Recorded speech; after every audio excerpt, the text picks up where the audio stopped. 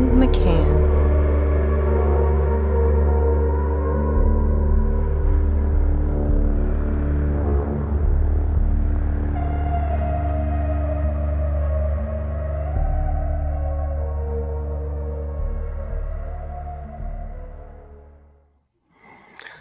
Greetings and welcome to Wake the Dead. Today we have a special treat. We have a SRA survivor, Miss Carrie Olaje. Greetings, Carrie. Hello. Very good. You are a survivor and you're here to share your experience with us. This way we get to hear from your firsthand knowledge about the phenomenon of satanic ritual abuse. And I guess I wanted to start with you are currently your work is you're an artist and you do cover up tattoos, and I think that is so cathartic and healing, and such a beautiful way for you to live your life, to help others to heal this thing that's a trauma on their body, to make a new memory. You know, it's really a beautiful thing. And please welcome. Maybe talk about that for a minute, if you like. For sure. Yeah, I mean, I love the way you put it that way, because I mean, part of it is because I enjoy challenge. So for me, like, seeing something that's like broken that needs to get fixed is definitely going to be, feel a little bit more fulfilling to me at the end than just like, having like a clean canvas that I'm doing something like that on. I enjoy the problem solving process, which you'll find is part of my story, later on.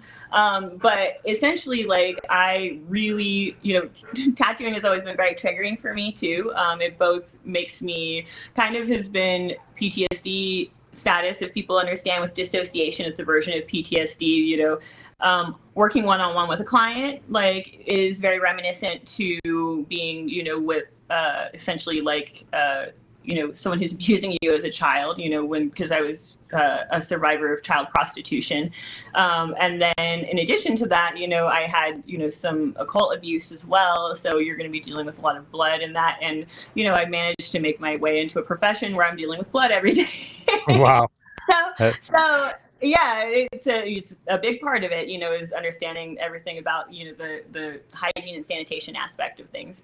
Right. But it has become really fulfilling to me. I've made it through the triggers, through lots of 7 years of trauma therapy and everything. And it's been really fulfilling kind of for that reason, is that when I get to fix someone's bad tattoo, and there's a lot of them out there, and a lot of people think that it was hopeless, essentially, and that they were going to have to wear like shorts or, or pants instead of shorts, or, long sleeves or whatever for the rest of their life, or get it lasered, which is incredibly painful and expensive too, that it's something to just see like the look of like joy, and like gratitude. Like, I made people cry way more with cover-ups than I have like with like any other kind of like tattoo or artwork, because I do portraiture and painting as well, and mural artwork also. So I kind of do the whole shebang, essentially, as far as like being a working artist, a little bit of a jack of all trades, which is kind of typical if you're DID. Got a lot of yeah, I opened and closed a juice bar last year too, so that was while I was pregnant. So that was that. Wow. But 5 stars though. So I mean, I feel like I could close it, and feel like it was like, something I could walk away from well, but I tend to maybe overcommit myself a little bit with my goals.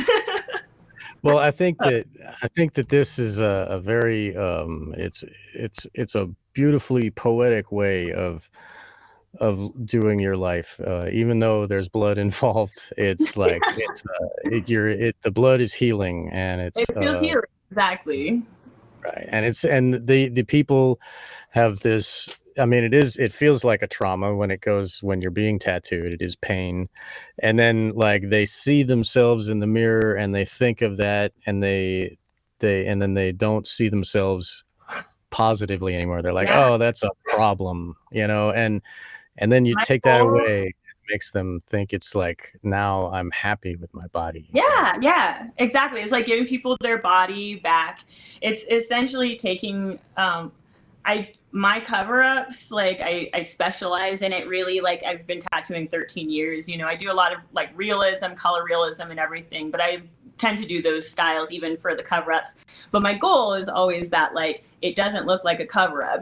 So it just looks like, I tell my clients, just come to me with, if you didn't have a tattoo there, just come to me with what you would like to see there, and I'll figure out a way to essentially make it work. Because it's like you're saying, it's like that's where I get the fulfillment, is feeling like, oh, like, they felt uncomfortable in their body, and now they feel excited to show off that part of their body they used to hide, and that to me is like incredibly fulfilling for sure. And it is the way that, that I think anyone finds fulfillment in their profession, is it's not going to be about the money, even though that is nice, it is ultimately going to be about, finding a way for you to be, happy and of service to others. Yes, yes. And like to follow like the heart expression, and like you can feel it inside when the happiness within, like when you get paid money, it's like, yeah, okay, great, I can pay my bills now.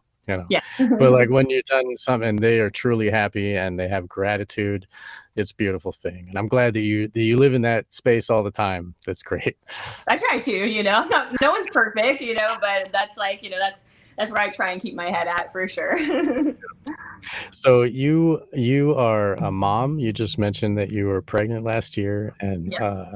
you've achieved a happy family with a loving partner and a little baby, and you've achieved the goal of Hmm. all the young women that weren't abused. Yeah. And I think that's fantastic. And when the trouble, I'm sure that is like dealing with being a young mom or a new mom, and having the like the postpartum or All the hormones the going on. the things, yes, and the breastfeeding and the what's Yeah. um that must have been quite a roller coaster, Yeah. uh especially with what is latent underneath in your memories that haven't bubbled out yet. um could you start maybe like when was it that you first started remembering anything at all? Yeah, I can definitely go over that. I'll speak a little bit, to the birth of my son first. Okay. So I think I might have like, when you have a baby, it's like, man, time flies, so I'm like, maybe he's almost 18 months old, so it's Right. probably like 2 years ago that I was pregnant, Years. but regardless, Right. it's been an interesting couple of years. Yeah, so I mean, when you have like a history of sexual abuse, it's really common for a lot of people to essentially like dissociate those memories if there's something that happened during childhood, and it's really common during, and that's not even just talking about, ritualized abuse or anything crazy, just regular sexual trauma. And it's really common for women who have experienced that during the birth process, like essentially because you're dealing with the hormones, but essentially, you're dealing with a lot of like pain and trauma in like the same area. You're talking about, like if you haven't dealt with that, it's really common for for women's like memories to essentially come up, once they've had a child, because it's like it essentially triggers a lot of the same emotions, a lot of the same physical feelings, um, uh, um, a lot. And then you also are, in addition to that, going to have all the chemical changes in your brain, which is essentially putting your like amygdala on overdrive, to where you're like, okay, I have this new being that I need to protect, like, so I have to like be aware of all the threats. So a lot of times, the abuse will come up then. I'll be honest, like I was really cocky when I went into getting pregnant and having my son, because like I had mentioned before, I had been in trauma therapy for about 7 years now. And through that process, so through about like the first like 6 years or so, it was mainly dealing with, I had always had PTSD symptoms, like really intense, like depression and like suicidal ideation, like issues with cutting, all kinds of stuff, like growing up, but didn't have any like context really for like those emotions, because essentially all the abuse was dissociated into like into my subconscious, basically. So we can go some into that timeline. But fast forward to my son, like it had been about 6 years that I had first started dealing with, like, through trying to deal with depression and anxiety and doing a lot of therapy. I essentially just started having flashbacks of my memories come up of incest, basically. So initially it was dealing with it. So I guess we're back to the beginning. Sorry, timeline is a little difficult when you're dealing with someone DID. That's fine. I'll just start at the beginning of like when you're dealing with memories. So essentially, initially, we'll just give an overview of my life. So I was born to two people that were in the military, my mom and dad both. They retired when I was about 7 years old, when my younger brother was born. So my whole childhood, I was, insanely high achieving, always like academically very gifted. I was like always in the GATE programs, like for as long as I can remember. The high school I went to too was like, it was a very unique situation with like, you had to test to get in, had to maintain GPAs to stay there.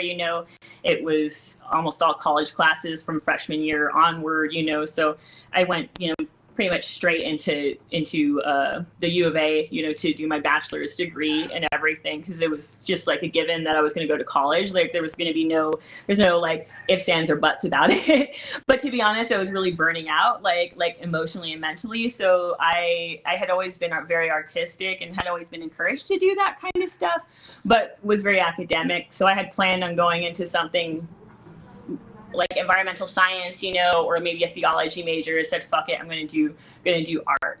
At that point, like, and this is very common for DID people, is, as soon as you're out of the house with the abusers, it's like you'll experience a switch of like what personality is in charge. And a lot of times the personality that becomes in charge is a lot more reminiscent of the abuser that you're leaving, essentially. So that was like about 6 years of me graduating, summa cum laude with like my BFA, emphasis in painting, essentially, because I was just going to do art because it was something that I felt like I could get the degree and then not have to do as much work, basically. But it's always been my passion, so I'm really glad that I stuck with it, because it's created this life that I have now, which I am insanely like I'm in love with.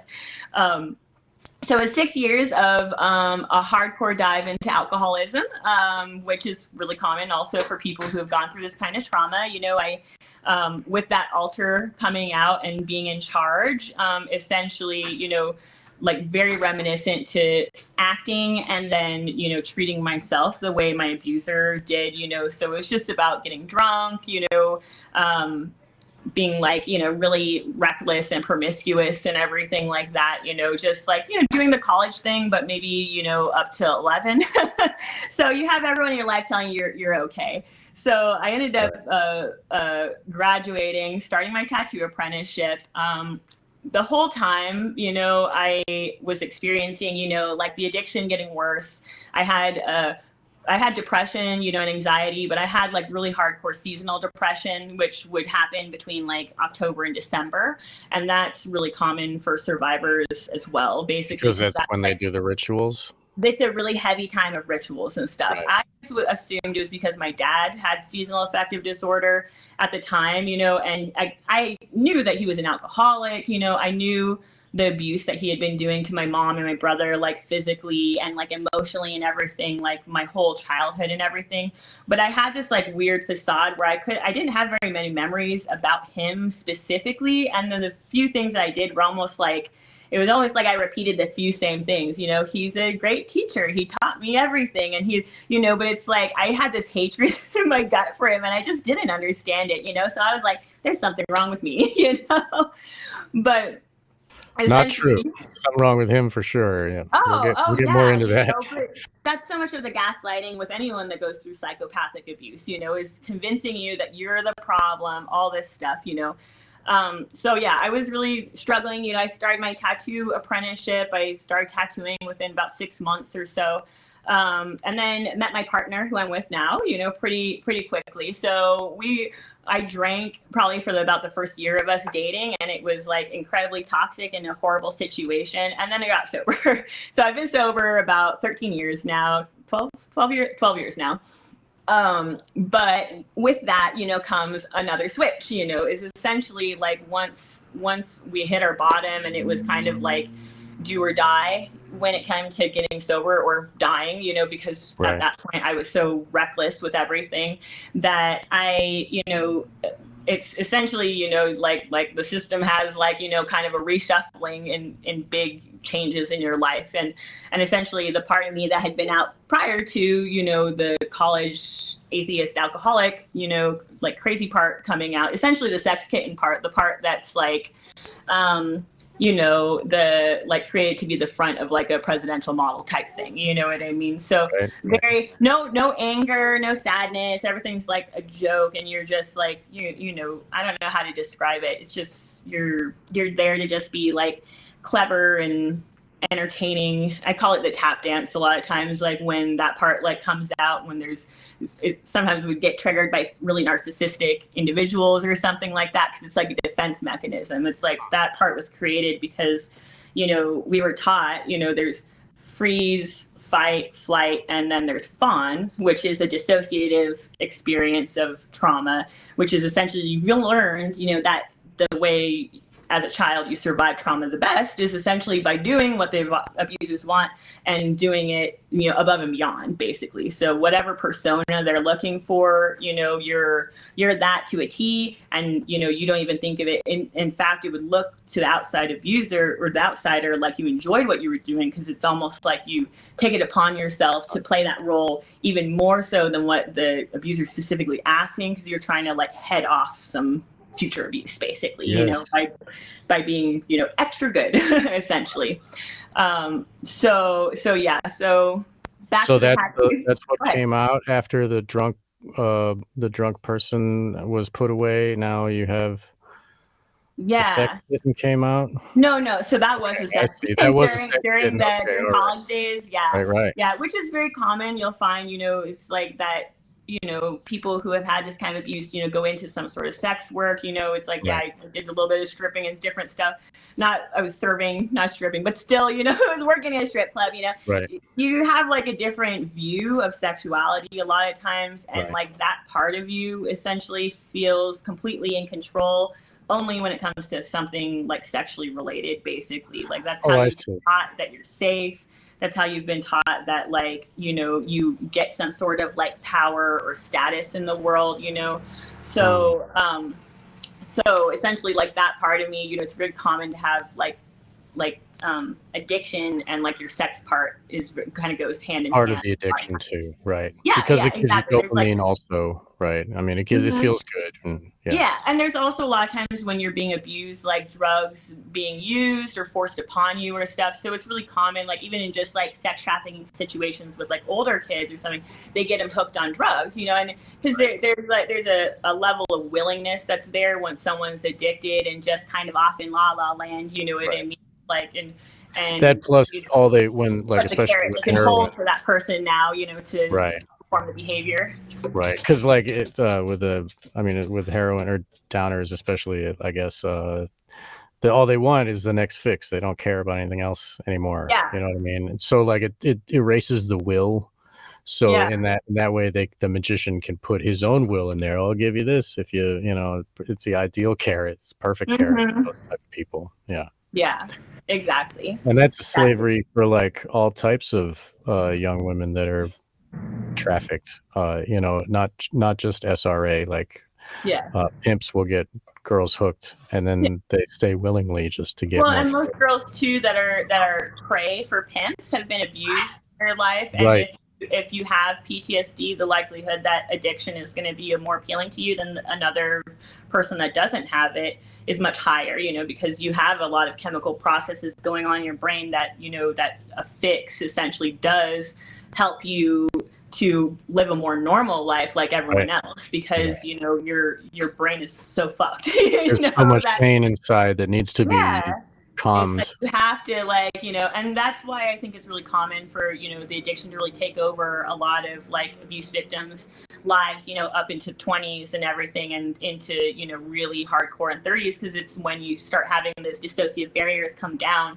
you start connecting more with the emotions and the events of everything that created the PTSD symptoms you've been running with, and you don't know how to handle that shit other than to just go deeper into addiction most of the time, you know, just numb it out. So exactly, you know. And then, or you could go the legal drug route, where it's like, you know, Prozac and stuff, and it's the molecule, like Prozac is like mostly fluoride anyway. I mean, when they're ingesting those pills, it's all fluoride, and so that also numbs and dulls the emotional experience, and so like that can be another haven for people that have been abused, you know. I mean, I would say like 99% of the time when you see a drug addict, you're dealing with someone that has some pretty hardcore trauma in their childhood, whether it's neglect or, you know, I'm never going to give like, you know, because I don't think drug addiction hurts anyone as long as you don't have kids, you know, dependents, you know, as long as you're not stealing and everything like that, you know, like I think it's sad, but I don't think that it's like, you know, and I hope those people get help, you know, just like, you know, just like I get help, but I don't see like a moral thing ascribed to it necessarily, you know. I do feel, but I'm also like not going to give anyone a pass if they, you know, are an addict and then also violent, but that's true of anyone who's violent and not an addict too. So I agree. I agree. Once they do the action of the evil thing, then that's, you know, but their body is theirs. If they want to drink Drano, whatever, I mean, they can choose to do so. Sad, you know, and I would rather they did it, but I'm not. But at the same time, it's like everyone is adults, and I would prefer people to have free will. And that's right. A lot of times, sometimes hitting those bottoms is when, you know, like myself, you know, hitting those bottoms is when you can start to wake up, you know, and that was, you know, kind of going back to that very much the case for me, is that, you know, as I you know, cut out the alcohol 100% and kind of forced myself to rely on higher power again, because that was addicted was also a hardcore atheist. Like I would debate anyone under the table that there was no free will, that there was no God, you know, like, oh yeah, like I mean, I had my arguments down pat, you know. I used to be the same way. I was a Satanist in high school, and I was so like anti all religion, and I was like on point, left-brained all the way. I could debate everybody, and nobody had a chance with me. It was really, but now I've grown. Religion, but we know now that there's something more out there. Pretty I exist, so and arrogant to say that we know everything, you know. Well, that's for sure. Yes. Yeah. And I'm excited to learn from you, and like, I mean, like this is how we learn is from each other, and like all the, like I always say, like all the grace of God and the wisdom and the light comes through other people. It does, yeah. So like that's why I'm you know, you know, really? For sure. Sometimes it's most annoying people that just say the thing you need to hear. It's like, why? That's why it's so great that they, like, it's based on speech, and they get up there and they open their mouth and they just let it all out. And well, sometimes sometimes not, depending on what they choose. But being anonymous and being able to, like, my dad went to AA and he got sober when I was 8. And he's been sober ever since. And that's awesome. It's a wonderful thing, and I think it empowers many people. And you know, anyway. So I'm very glad that it helped you. And you know, and I'm glad that you found the will and the strength to get the power over yourself, to take control of yourself and find a better, more healthy path. It was so when you know, it was pretty much like a, you know, swan dive to the bottom for me, for sure. Like, so yeah, it really was at the point where when I made it into like the first AA rooms, I was like, I guess I'm going to just be miserable for the rest of my life, but at least I'll be alive. It's like what I had, like, the conclusion I had come to. And then I go in there and everyone's so fucking happy. And I was like, what the hell's going on here? People are saying as fucked up things as I did. And they're all like, people, they're like, like, that's awesome. Right. So They, yeah, I mean, they I got a found lot of that. healing, and it's beautiful to like recognize that and be like, wow, I can feel happy too. Look at that. Yeah, I yeah. mean, It made me keep coming back to be like, okay, like there's something here, like that I'm like I'll get it eventually, and I yeah, am a little bit like that's part of why I have therapists, a couple therapists that I've worked with, and they're surprised of like how far along I am in healing with how young I am or different stuff like that. And for me, I'm like, I think it's a little bit the perfectionism. It's a little bit to a degree, like the things that they like program us as slaves to have as strengths. Like once we start waking up, it like really works against them basically, because right. it's like for me, like why I was always chosen was because of like problem solving and like kind of like I don't know, like it sounds arrogant to say, but like intellect kind of things, Right. it was about those kinds of things, like it was very specific to why I was chosen for the job that I was. And I wasn't a typical, like, I wasn't a presidential model, sex kitten. I had aspects of that training, but that wasn't my like main goal or whatever. Well, their main So goal for you, right? yeah, but so being able to like, engineer brain, like kind of break things down into parts and stuff like that has like insanely helped me with healing because when you're dealing with DID, it's communicating with all these different personalities and you kind of have to learn how to communicate the same concepts to like Right. multiple different, one part is like pure logic brain, so trying to, initially in therapy, that was like really what got me in there was that I had this habit of during the October to December time, I would go through this insane arc where it's like I would start having parts of myself come out, that had associations with the time period, that were very depressed, that were very angry, that were very suicidal, that like all kinds of things. So I would go from being very high functioning, and then October would roll around and it would just be like this downward slide into December, basically, to where most of the time I think it was probably like 3 years there that I just quit in December. And I was like, I'm just done tattooing because it was so triggering for me too. At the time, I didn't understand, I was having panic attacks in the bathroom, like when I was having issues with Wow. that before, like I was trying to get my shit together for my client. And I just could not understand like why it was that it was so, it felt so unsafe and so violating all this stuff, just working with a client like I had in the past, and so I would just quit, it was like 3 years where this was a pattern. I would just like, by the time my mental health would just get worse and worse, the depression would get worse, like suicidality, all of it would get worse to where I would just quit in December or end of November, and I would just end up taking like a month off to just like focus on like mental health and stuff like that. And then would like, January would roll around and things would just start getting better, and I would just assume it's because I took, a month off or something, and like that's what I needed. But it was a cycle, every year, and it's like every year it was getting worse essentially. And like the last year that it had happened was actually after, and I can go into it if you want, Sure. later, like a recall event. So it was in my adulthood when I was Right. picked up to be reprogrammed when I was like 26. So, and I think they do this, like people in the organized, like in like the Right. organized like trafficking side of things do this because they know that your memories are going to start coming back around that time. So it sounds like it's really common for people to experience recalls like around the age of like 24 to 26 or so, that it's almost like they're trying to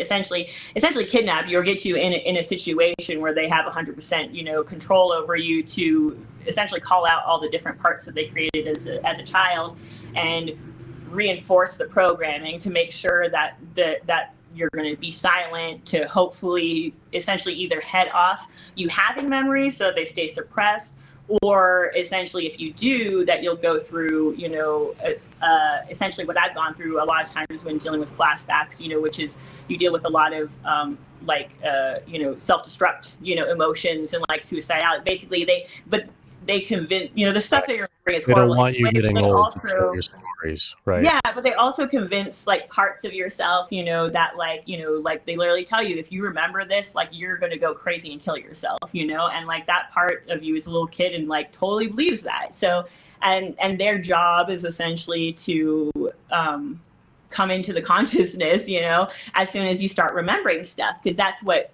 they believe in their soul, you Right. know, is that if I start remembering, I'm going to kill myself. So as soon as you start remembering, that part comes out to be like, don't remember, just feel suicidal, just feel as depressed, don't look at this shit, because if you actually remember it, you're gonna fucking kill you. So it's yeah, so you're dealing with a lot of like essentially like booby traps or like defensive mechanisms that have been purposely put there by the abusers when you're dealing with ritualized abuse and mind control, because they have a lot of awareness of the creation of systems and awareness of the developmental ages. So what you're going to have is them, you know, essentially like putting in layers and layers and layers of essentially fail safes to kind of like mentally entrap the slave into never remembering or never telling if they do remember, you know, not doing this. This is pretty much like the thing that they don't want. So yeah. So, I'm glad you're speaking it out. That's very important. Well, I have to. The thing is, I have to, because I you know, if people, you know, hear my full testimony, and I would definitely always refer them to like the imagination for that, because it's 3.5 hours of like craziness that like you'll hear that there's, you know, the number of victims that I've seen be harmed, you know, not just myself, like, you know, over and over for decades, but it's like for just the number of like kids that I saw harmed, that I was forced to harm when I was a child, like that it's just unending, you know. And that for me is like where I've gotten to in my healing, is that like anyone's going to be afraid of psychopaths, you know, like but that's also part of why I'm coming out, is because in my experience, like once I started coming out, sometimes psychopaths like don't want to validate you by fucking with you, you know. And I have a son to protect, so I was remembering anyway. So I was in a weird place where it's like am I gonna, you know, a lot of survivors will get fucked with even if you're just if they know you're remembering in general, you know. So it's like, if this is a potential, you know, I would rather, and my story too, a lot of it's blackmail, you know, especially with the recall event. I was 26 during that time. They forced me to abuse like a cousin of mine that was 16 at the time. So because of that, you know, it's like there's a huge element of that whole recall event that is essentially them trying to make it so subconsciously you know how much blackmail they have on you to also not talk, you know. And a lot of it too was against, like, you know, because I was forced to perform sexually so much, you know, against my partner, you know, and essentially, you know, but I have a really loving partner. So going through the process of like healing with this stuff, I have been able to talk to him about everything, you know,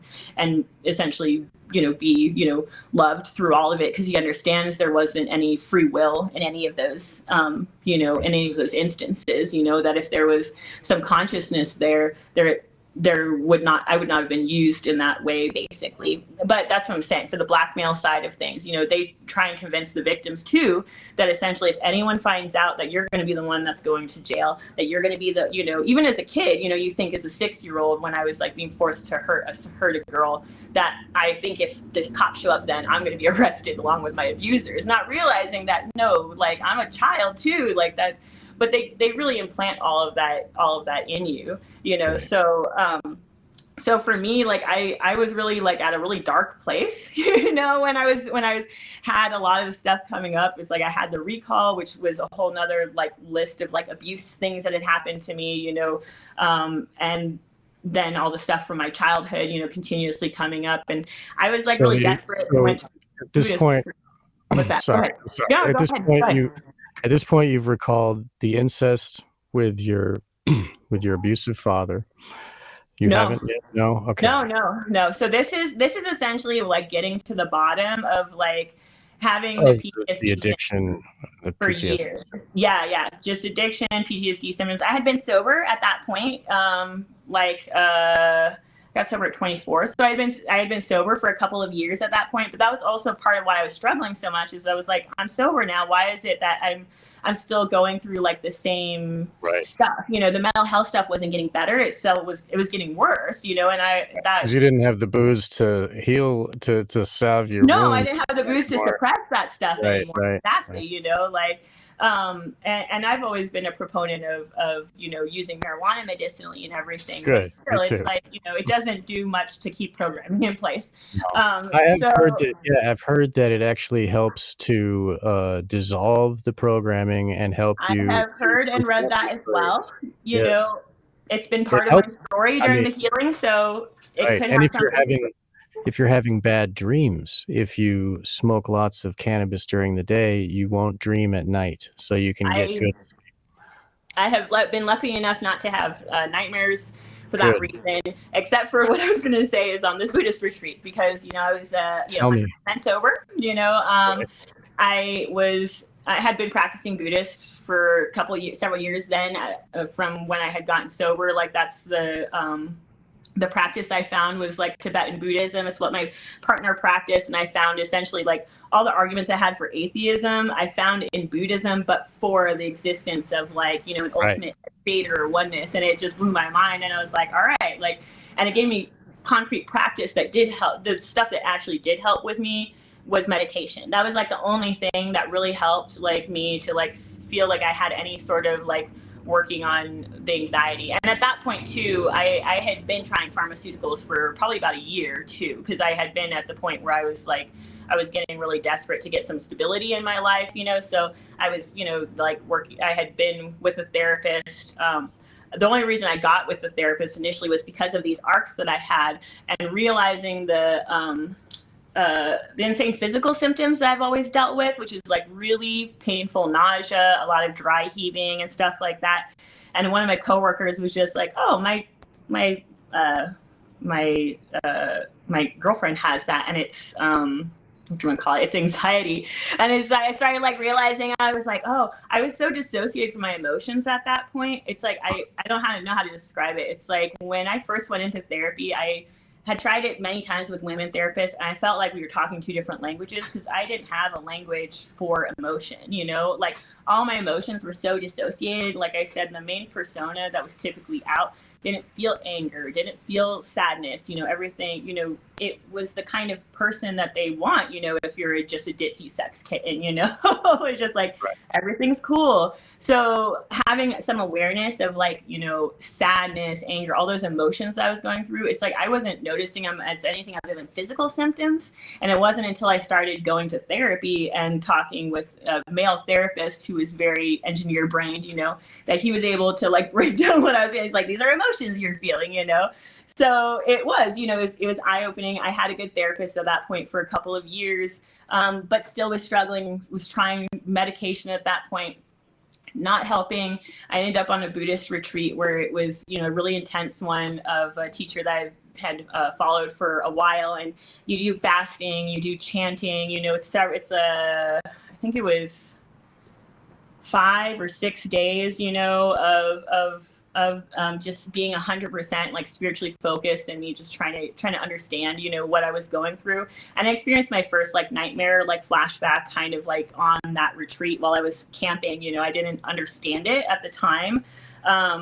But it started essentially like, with trauma survivors, a lot of times healing, you'll get worse before you get better. And that's what happened with me, is that I got a lot worse. It's like, because I didn't have, you start with having emotional flashbacks, because all of your memories, when it comes to these trauma memories, a lot of times like you'll have a different part to hold different parts of the memory. So like one part will hold pain, one part will hold the emotions of it, of like sadness and everything. Like another part will hold essentially like the behaviors that you had to have, or the visuals, So these trauma memories, a lot of times with survivors, you'll experience that you start with the emotional flashbacks first, but you don't have any context for what you're feeling. So you're just feeling all the intensity of emotion of like an insanely heinous abuse event you went through, but you have no context for what's going on. So I ended up becoming suicidal, like was, kind of gave away shit, I had planned on just like calling it quits at that point, because I had like done the Buddhist thing, I'd been trying the medication thing, and I just had all this emotional So stuff. worse. I didn't know so how to much handle worse. it. Yeah, it's Right. overwhelming, and but luckily it was kind of the same thing as AA, where I was like, okay, like I have no desire to live anymore, but I have my mom and my partner in my life, and I love them, and I couldn't have a permanent solution to a temporary problem, even though it doesn't feel temporary at this point. It felt like my whole life, like that. I was like, if I'm going to be miserable, I owe it to them to like try, So I ended up in a hospital for like 8 days, basically, to get, it's the worst place ever. It just like is pretty shitty, for anything other than maybe just getting you stabilized.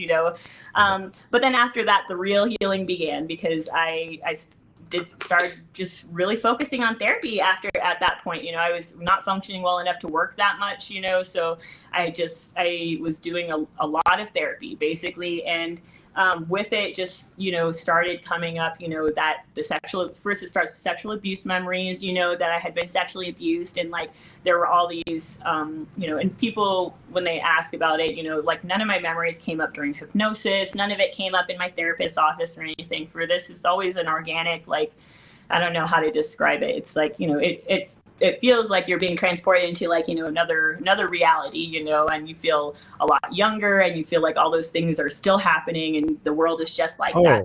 It's really because horrible. you're stepping in, because that altar is sealed off at that age and stays that age. Yes. And then all of a sudden you're experiencing that memory as if it just happened, because it's locked in right then. Exactly. A lot of times you'll have co-consciousness, so that's why it's so confusing. You'll have your adult, front mind, but then it's being shared with the mind, so it is very frustrating and very confusing, and initially, until I really started doing a lot of system work and understanding what was going on, then I could, as things come up, it's like could understand what was going on. And there's a lot of like different techniques that I'm going to be putting on my YouTube channel, as far as like working with the different parts to create some like calmness, stability, communication, and everything like within the system, because it's hard, because there's a lot of aversion in the parts towards each other. A lot of times they have very different belief systems, like, and a lot of times, like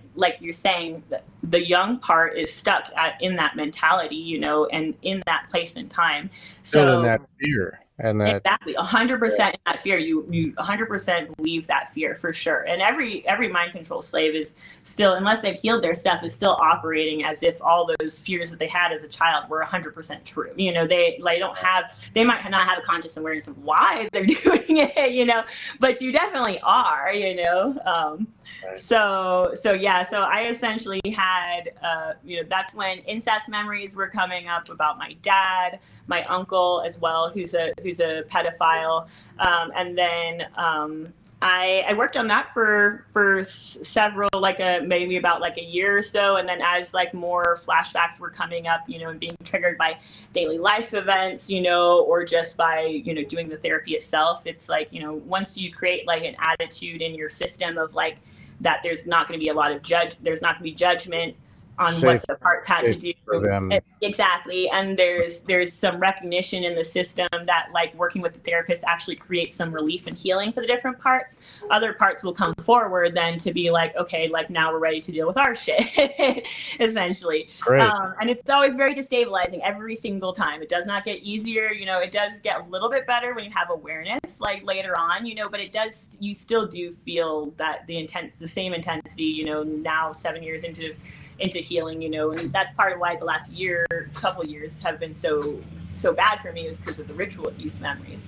So essentially, I had all the incest stuff coming up, and then as I continue to work on that, you start dealing with the more difficult memory content, which was that essentially my dad is a pedophile. He's been a consumer of child pornography for as long as I've known him, and a consumer of snuff pornography as well. So, I mean, that's something that you've mentioned on your channel before, that it's like we're talking essentially like the worst of the worst, kids getting, like killed, like cut open, like fucking burned, branded, all the worst shit, and that's essentially what pedophiles and people are getting at their sociopaths get off on. Right. They really get off on that. It's something that most people can't understand. I still see a disconnect when people are like, oh, like, you know, they think pedophilia comes from rich people having too much money or too much power or something. And I was like, if I give you all the money and all the power, are you going to start fucking kids? Like, no, No. you're not. Because No. that's the thing people don't understand is unless they've had a psychopath in their life, you don't understand how differently they can think. You know, it's like no one, I don't care like what they do. If you don't have that fuck up in your brain, you know, like there's nothing you're going to do to get hard in front of a crying 5-year-old, like period, end of story. You know what I mean? Like it's just not going to happen. So versus a psychopath, like they're not going to get off unless they're in front of the crying 5-year-old, you know, because it's about the like the domination, power, exactly, the destruction of innocence. All of this is really, that's the thing that lights their fire, you know. And it's hard for people to understand that, you know. But I mean, my dad would watch, you know, these snuff films over and over, like they were his, you know, through my childhood up until, you know, high school. He would still abuse me while watching things like this, people suffocating, you know, all like the worst shit, you know, you can imagine. And it would be something, you know, that I also saw 20 times, you know, because that's part of the memory as it's happening. It's on the screen. Yeah, exactly. Or a lot of times for me, sounds, because a lot of times I'm not facing the screen, you know. So for me, a lot of times sounds are like a lot more triggering than visuals and stuff. So essentially that's what my dad was into, and because of all his interests, and that's also he's in the military, which weird. So that's funny. He's in the military. Right. Yeah, he's in the military. My mom as well at that point, which you know, like, is great for, you know, when you're dealing with a network that has a lot of people in the military, for people like being able to like vet, you know, different people they're interested in and everything. So essentially my dad was already into the worst of the worst stuff. So as part of my memory stuff, right? Yeah. He was into like blood stuff and like murder, death, torture, you know. Yeah, all ages, you know, like in animals, there's like no discrimination there, really, you know. Wow.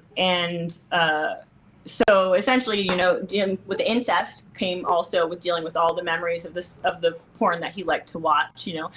And then came essentially dealing with understanding that I had also been used for a lot of this. So essentially, like up until I had my son, that's most of the memories I was still dealing with, and flashbacks and processing and everything was about the trafficking, that essentially I had been used from a very young age, probably from about 3 or so up until up until college, really, but really heavily like 3 to 7. You know, I had been used a lot in pornography films and prostitution, which feels kind of like institutionalized, like blackmail kind of thing, like basically like where it would be you know, me abusing like multiple military guys, basically, that were all very young, you know, almost like you abusing them. Training.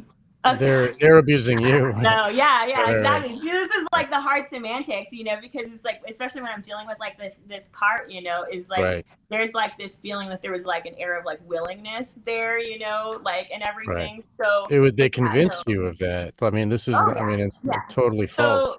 So pre-ritual memories, like I'll just give like an example of like a couple of memories that I was dealing with when it comes to the trafficking.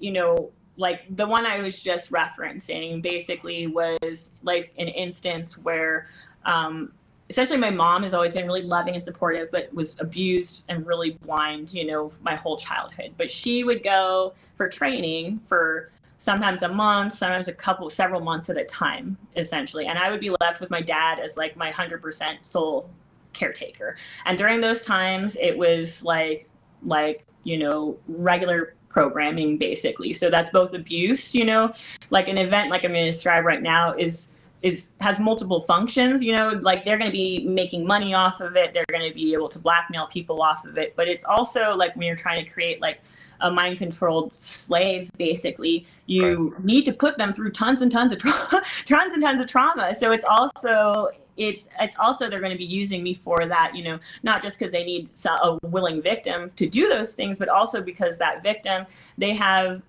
a very specific goal for what they're trying to create out of me. And part of the process is that I'm going to need to be abused by a lot of different people, because what they'll do is they'll create sex alters. The sex alters are going to be abused a ton. You're going to get a ton of anger out of that. And from the anger that is dissociated, those dissociated anger alters are then going to turn into your, what you call your delta alters, which is the next step up from the beta, which is essentially your like assassination and violence kind of training, basically. So an event like this, like super soldier type stuff.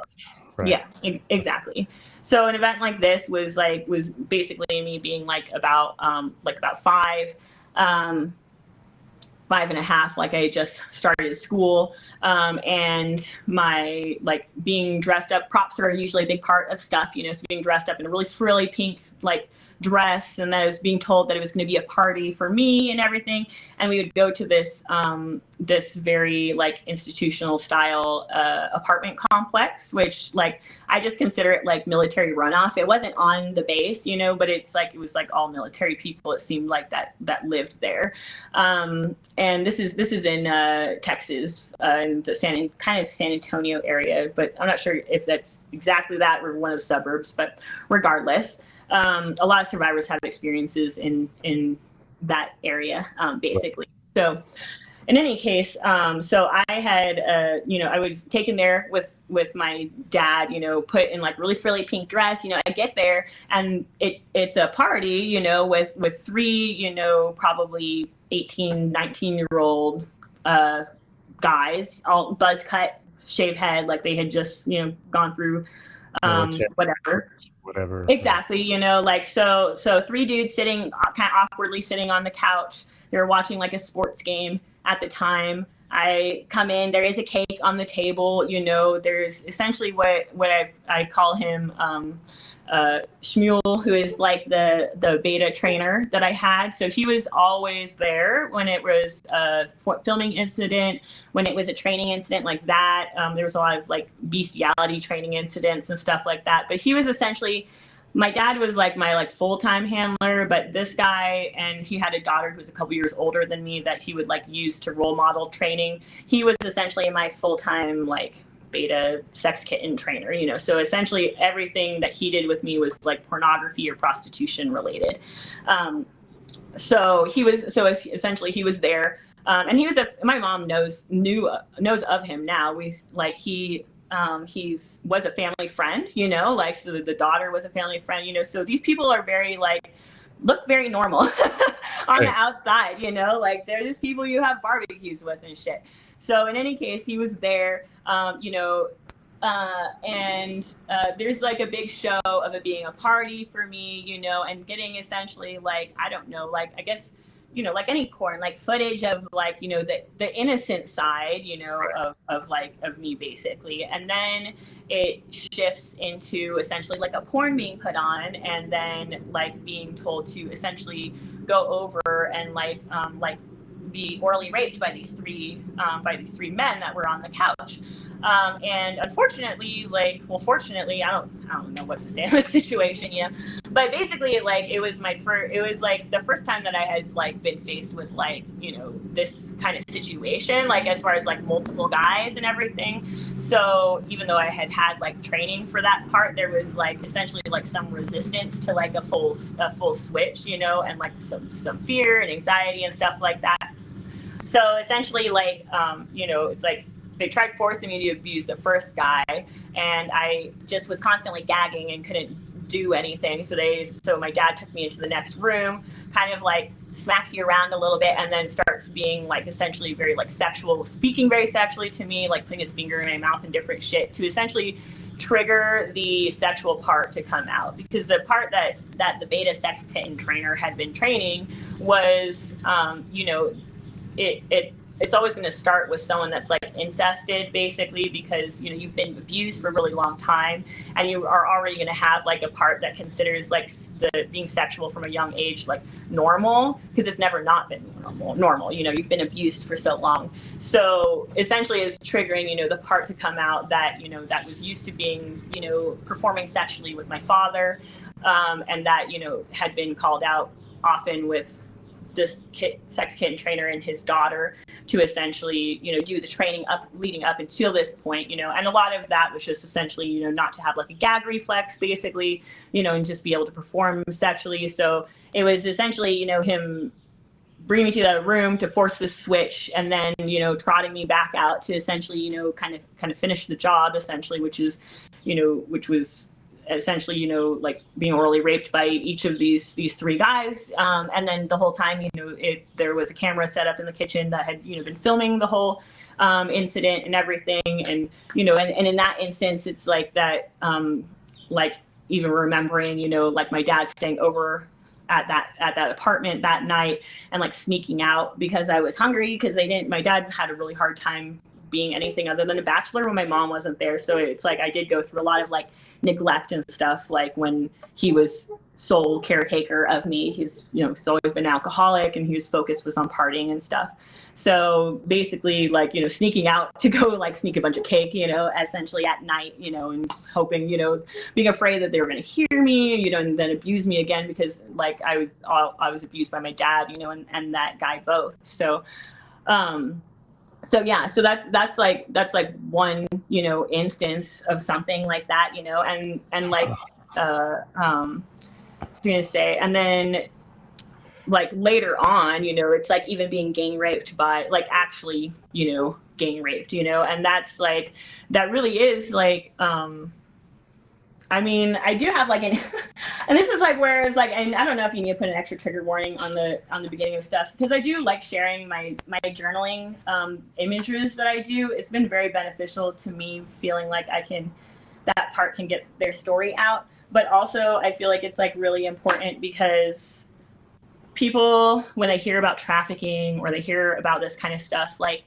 I feel like your brain kind of like skips over a little bit, you know what I mean? So essentially, like when I gang rape memories like started coming back, like I, up until that point, when I had heard the term gang rape, it was weird. It was almost like what I would visualize was this like comical, like dog pile of dudes on top of a person, where everyone's fucking a person at once. And that's literally not possible. You know, that's like literally not possible, you know, like, and it's like a very weird, childish image, you know, and it was like when I was dealing with memories that I finally had, like, for some reason I thought of a gang rape, and I was like realizing, oh, that just means like multiple people like abusing someone consecutively. It's like, that's when a lot of my trafficking memories started coming back. It's like I had this disconnect, you know, of like, I said the words, but my brain couldn't like conceptualize Right. the concept I was talking about. It didn't want to let you. It didn't want you to remember. Right. Well, and that's what I'm saying. That's what I feel like. That's part of why I'm trying to come out about my story, you know, and to do it in a very honest and real way, and very graphic, because that's the thing that I feel like is missing today in people's like mind, is like, yes, child trafficking is part of the narrative nowadays, but it's still like, feel like people are just visualizing people just driving around in a bus, you know, driving kids around in a bus, you know, or something like, yeah. Like, as in really understanding that, like, you know, we're talking about, like, think of your own 5 or 6 year old, like, being raped by 4 dudes consecutively. Like, that's the shit we're talking about. And that's the stuff that, like, needs to stop. You know, it's not like about me getting recognition or revenge or anything for the shit that I went through. It's knowing that, like, this is going on right now, and that's like what breaks my heart, you know. Right. So I mean, so I'm just going to show like a couple of images of this kind of stuff, you know. So so this is just like an image, for example, of and they're watercolors, so they're very loose, you know. That would be me sitting and drinking some drugged Kool-Aid, basically at like the base of the bed. You see where the window is? There's a walkway right there. So I was always drugged for these kinds of events because, you know, you didn't want someone being too loud, essentially. Right. So there was basically my dad there, and then the beta trainer there, both with cameras getting set up. So, and this is essentially, like I said, like a gang rape film that was used for like within like the next year. So, and then this is basically what you know, like I said, it's going to be pretty graphic, but this is basically, you know, like what we're talking about, you know, is we're talking about, you know, like literally 3 adult men standing outside of a room, you know, waiting to rape waiting in line to rape a 5-year-old. And the like with this instance, it was particularly, you know, just gnarly because I mean, you're drugged, but they also want you to be like awake, I guess, you know what I mean? And I think sometimes the drugging is also to maybe create, a lot of times there's a lot of relaxation with it, so I think it might also be to prevent some physical damage or something like that, you know, but also, you know, you're, you know, definitely in a state of kind of more paralysis type of things. But you know, with this essentially like they had an order essentially for this film, you know, which was 4 like military dudes that were raping, you know, this little girl essentially, and that basically there was always a lot of my memories always about like the nuts and bolts of the pornography, you know, how they set up cameras, the things that they are aware of are in the shot or not in the shot, you know. And with this one, it's like it's almost like they had a very specific order for the film they were filming, and and they wanted the guys to finish on me as opposed to in me, and that was basically like what happened on the like on the first guy essentially couldn't hold his shit, you know, and essentially like immediately finished, and then it was like all hell broke loose because then they couldn't figure out what to do in that situation basically, because they like stopped filming, you know, like took me to like the bathroom to clean me up. The guy that had fucked up was like literally sobbing like he thought he was like gonna get fucking murdered or something because he knew he had like fucked up or something, and they just essentially made him help clean me up and then discussed whether or not, you know, 3 guys would fit the bill, and then decided, yeah, fuck it, like that'll be good enough, you know, and then proceed essentially, you know, throw me back on the bed and then proceed, you know, with the same, you know, the same thing, you know. So, and that's like really why I like, you know, and then, sorry, that was the last image that I had, you know, so that was just essentially being carried to the bathroom by my dad, you know, and like the other guy being kind of like in there freaking out, basically. But yeah, so He's crying because he's crying because he failed to do orders properly. Yeah. Exactly. That's 100% it, you know, like is that he was supposed to do something specifically, he didn't do it, and now he's freaking out, you know, because of that. So yeah, so all of that is the kind of events that I had gone through, you know, and I was also being abused by my dad, you know, in between times and stuff. Like, that was the kind of stuff, you know, that I was going through. The stuff that I had dealt with my memories about, you know, like essentially up until the point when my son was born. And when I got pregnant, I started having the same thing, started having a lot of emotional flashbacks coming up. And I thought, because I had done so much therapy and felt so grounded and communicating with my system and just all of that, I really thought that I knew that it was going to be tough to have to go through pregnancy and birth and have a son. Like I knew it was going to be triggering, but I really felt at that time that I was at a place in my life that it was going to be okay, you know, that I had figured it out. It's fine, you know, like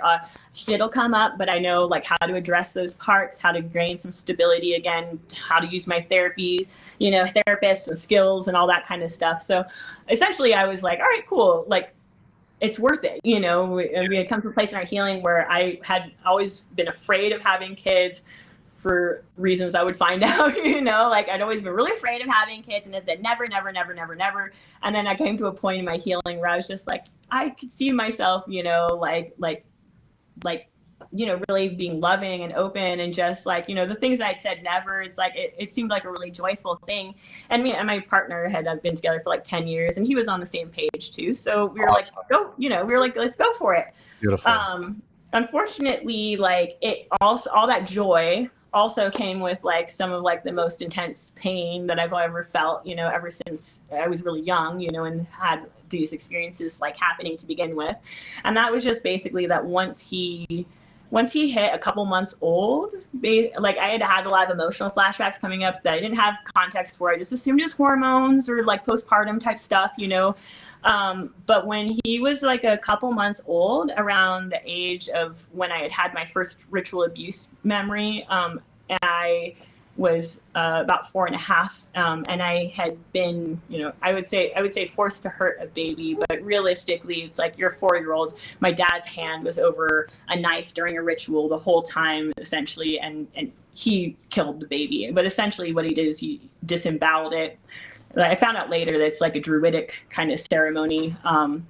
But he disemboweled, or sorry, he castrated him, so essentially cut off his penis and balls, and then I was going to say disemboweled him, so cut him across his stomach, and then stabbed him in the heart, and then pushed him into like a bonfire that was right behind the altar.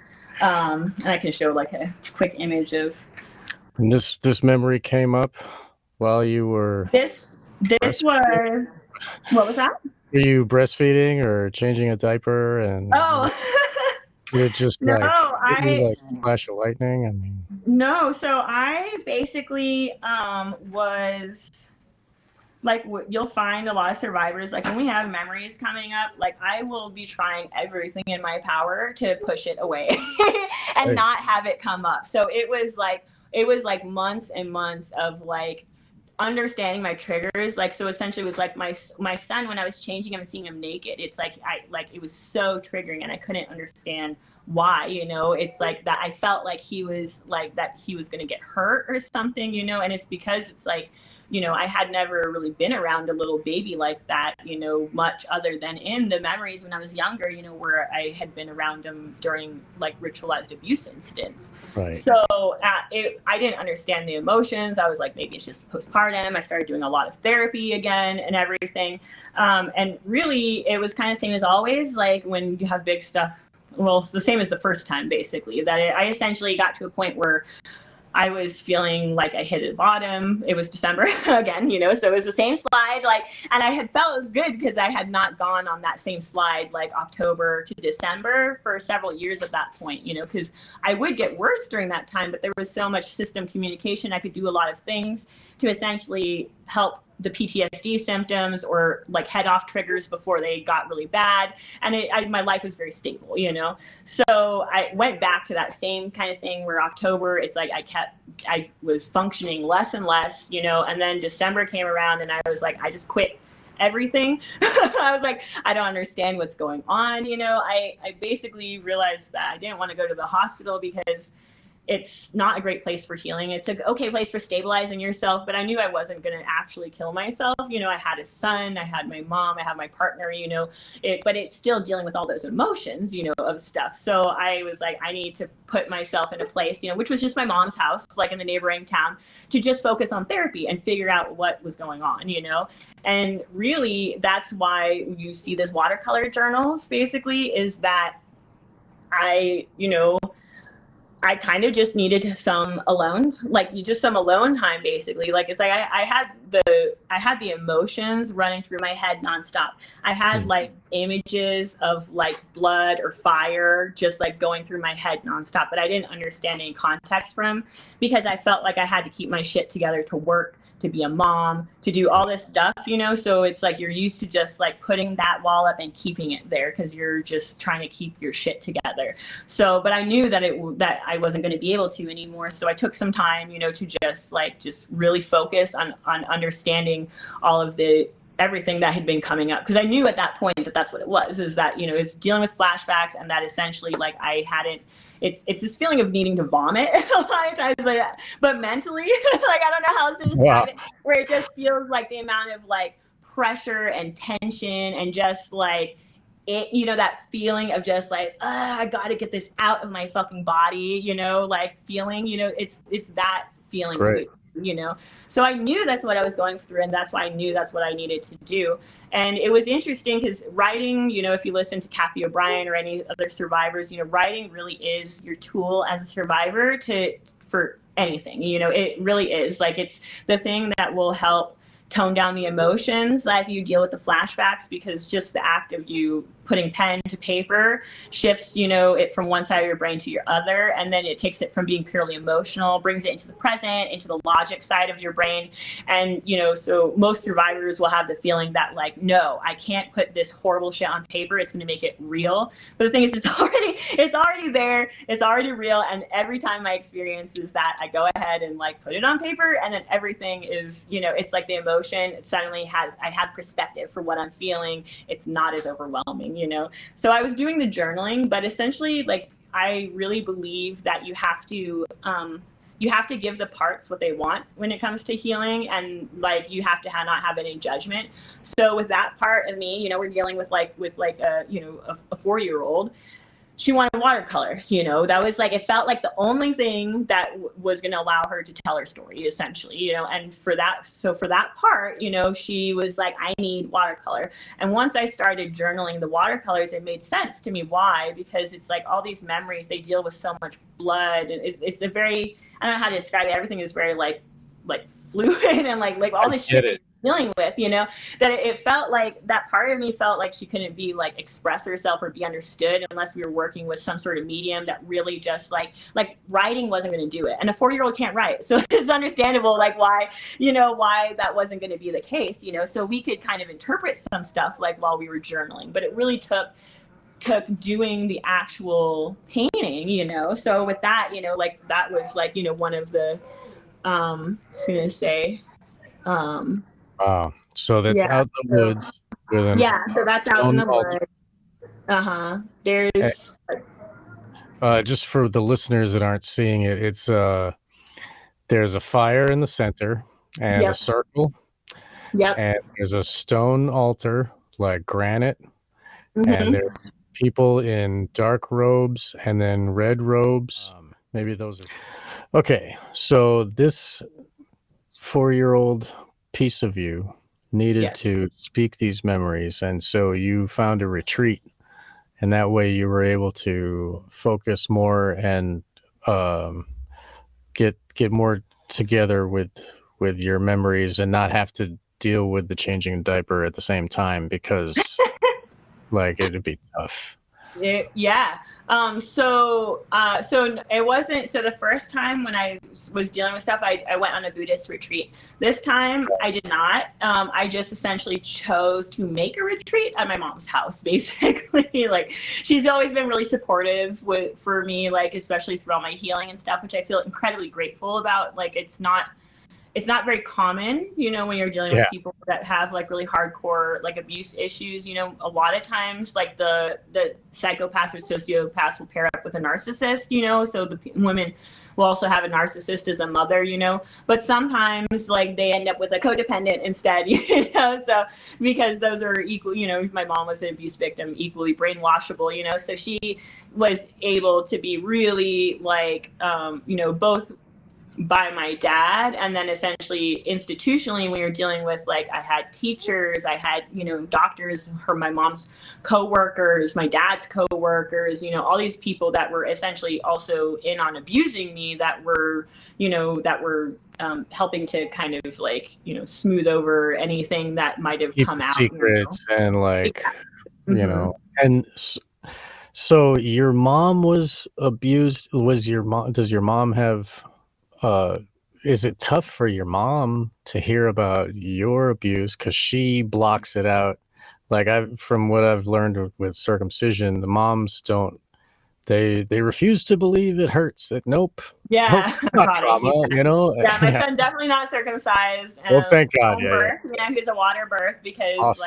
Like, I have my own opinions about the medical system, regardless of being abused by a lot of doctors. Growing up, like, it was mostly, like I said, medical field or military that abused me. But regardless, I think the whole medical system is pretty psychopathic. So I didn't want to necessarily intentionally so, unless I need to, And I had a beautiful that's wonderful homework. and that's beautiful. Thank Yeah. goodness that your son is intact and he has all of his, nerve endings and body, Yeah, yeah, no, he he's has his great. bodily autonomy. He's Thank like goodness. the happiest, most confident baby I've ever seen. It's Awesome. insane. I feel very lucky. And like I said, with all the how triggering it was having him, like I feel like if I would have had a colicky baby or something, it would have been I would have been a really rough time. I don't know if I would have made it through, but he has just been a joy. I am so lucky and grateful, to have like any son you're going to be, or child, you're going to be You grateful love him all about, the way, right, right, for right, sure. Exactly. You're going to love him anyway, but I right. really am just like, oh my God, you're like so amazing. So, It's great. You deserve a good one. I mean, thank goodness. Yeah. well, Thanks, at right. least I won't say a good one, an easy. I don't You know mean what it I like mean? that. I'm just Just saying. easy. Right. At least like it's Yeah, yeah, yeah. not an unhappy baby at all. But I mean, you need So. to be blessed with something that with a life that can it's conducive to healing instead of Oh more yeah. Well, and traumatizing that's the. yourself with the memories of Mhm. And that's the main motivation for healing too, is like I don't like when you're a trauma survivor and you haven't dealt with your memories, you just go through life just constantly being triggered. You really can't like relax and right, enjoy your life the way you should. And that's like for me, that's why it's like even when I have to go through dealing with like really tough flashbacks, I still do it, and I still go in and save those parts of myself and still face the fucking horrible shit and go through the fire to come out the other side, because I've done it enough times, over years, the better part of a decade at this point, to know that like it's always worth it. I right. come out the other You can side trust feeling that freer. you'll be healing. Yeah. You can Yeah, trust exactly. it. Right. Sometimes it's just white knuckling it and trusting the process. That's been essentially, the last. I mean, the last like half a year I've been Has grateful. your But before that, it was a really tough like year and a half for sure. Where it's just like I just know that I'm like it'll get better, but right. it's like you still have to just it. I mean, there's Well, no other way around it. You it gotta is walk through the better. swamp, to get to the other side. It's just Well, I mean, you already had those memories before. Like yeah, you and it was in you and yeah. it's like still with you Fucking it and up like anyway. right. You And might as so well like just it face is it. better like just because you're following your will and your dreams and you're with your loving partner and you're with Yeah. making the family, even if you're having all that stuff at the same time, it is better because Oh like yeah. you would have been having that if you were And it's despondent motivating too, because it makes me angry that I'm like, I have this beautiful life. Like, why can't I just enjoy it? And that's like, so to come on the other side of healing, to get to the point where you're not dealing with all like the PTSD symptoms, you can finally start to like, be present and enjoy your life, and that's what I wanted. And that's why, I ended up in my mom's house, because I was like, my life is miserable right now and it shouldn't be, and it was because I knew there were things coming up from a time in my life that had been very miserable, that I had never, when you're dealing with these dissociated emotions, you've never, it was essentially emotions that part of you wasn't allowed to have in that time, the emotions of why like they were fear, compartmentalized and blocked off. disgust, all that stuff, yeah, just gets shut off, and put away so that you can function in whatever part you need to be for that time to survive, essentially. But so when you're dealing with healing as a survivor, you're ultimately dealing with like feeling emotions that you weren't allowed to have in the instance that you're finally allowing yourself to have, because they're very normal emotions, like you should feel fucking horrified and disgusted when you're Right. you're faced with something like that, and it's it's part of your free will to finally be allowed to express those emotions, and it's part of the healing is being able to express those emotions, but then also to process and release them by recognizing that you're not there anymore, bringing that part essentially almost like I always view it almost like CPS, but a good version, not in a corrupt version, of just like coming in and like rescuing is like the little kid part of myself that's been stuck in that fucking horrible fucking pit of hell forever, it's like the adult part of me's got to come in, do the hard work of like, pulling them out of there.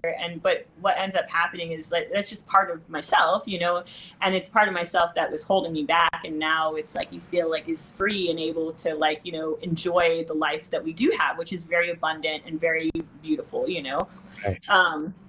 So yeah. Well, So do you want me to get into, do you yeah, have any like questions, or do you want me no, to get to like kind of like a little first, bit of like the nuts and bolts of like that ritual. It's probably the one I have the most visuals for, and you could maybe yeah. ask more Well, depth. I do want to like we didn't get the about was your mother like Oh, abused that way, and did she have to go through healing to get to where she's at, where she can listen to you now? I mean, a lot of it was divorcing my dad, you know, so she went through a lot of her own healing when she divorced my dad and left with my brother and stuff. Like it wasn't until I was like 19, I think, in college, you know, so, but I think she kind of had a little bit of a spiritual awakening and got baptized and then realized that it wasn't the right situation for her and my brother Right. to stay in. I had been trying to get her to divorce my dad for Did like my whole she childhood, but did she like see I was that? like, finally, just leave. Did she see it, like, actually see it and let it happen, or was No, it no. all kept away and they made lies for her to believe, "Oh, Yeah, that's not really happening"? 100%. You know, so the bulk of my like abuse and programming was done while she was out of state, you know.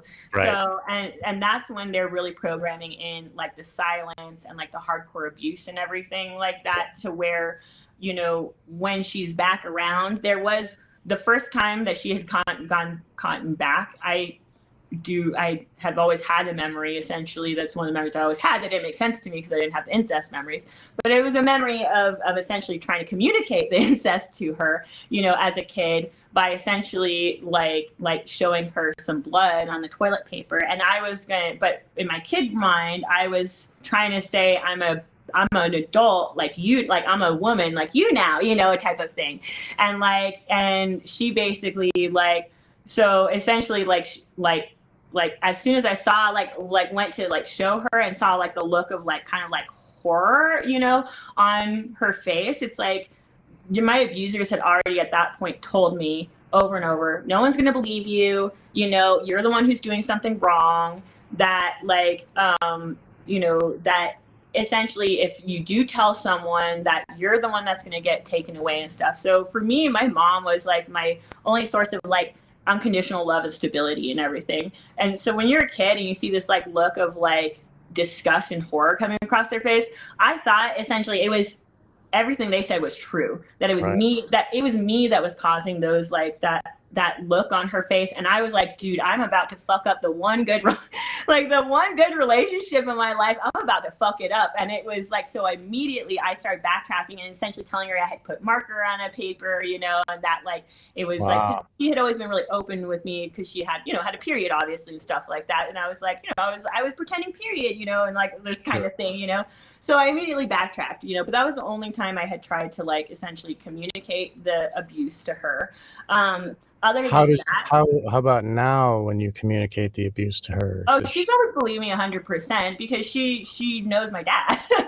Right. So once I started coming out to her about the incest, about, you know, the trafficking and everything, she felt she obviously she feels insanely horrible and guilty, and you know all the emotions that a mom would go through with that. Right. You know, how could I have not seen it? You know, like just all this stuff. You know, she was really brainwashed though. Like the version of my mom that I have now compared to like the version that when she was with my dad, or like, you know, she really was very dissociative and off in la la land. I even think they were fucking with her her meds sometimes when the abuse was like really bad with me, to essentially create her being a little bit more like out of it essentially.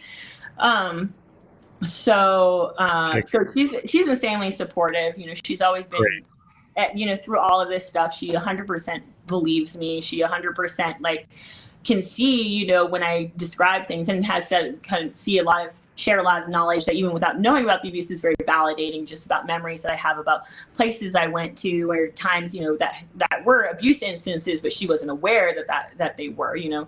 For example, when I was in 6th grade, I was trafficked to the mayor of Tucson at the time. He was actually leaving office, but like it was a grand opening for a local cave, essentially caverns, and was used in a ritual event, you know, there. And I was in 6th grade at the time, you know, like, but it's like you get home and because of the dissociation too, and like the drugging and stuff, it's like there is a real easy way for you to essentially create these walls in your mind of blocking off physical pain, you know, even in your own mind. Like when I get home from an event like that, trying to explain to her like how it was, and realizing that I didn't have as many details as I thought I should, but you just don't, it's weird. You just don't think about it that much when you're dissociating. You're like, well, that's weird, but I'll just say what I do remember and then just move on, you know, like, you know, and you just don't, it's like when you get to those gaps, like, especially when you're growing up, it's almost like, you know, your brain kind of skips a beat. It's like, you don't really think it's like a blind spot. You don't think about it that much. Right. You know?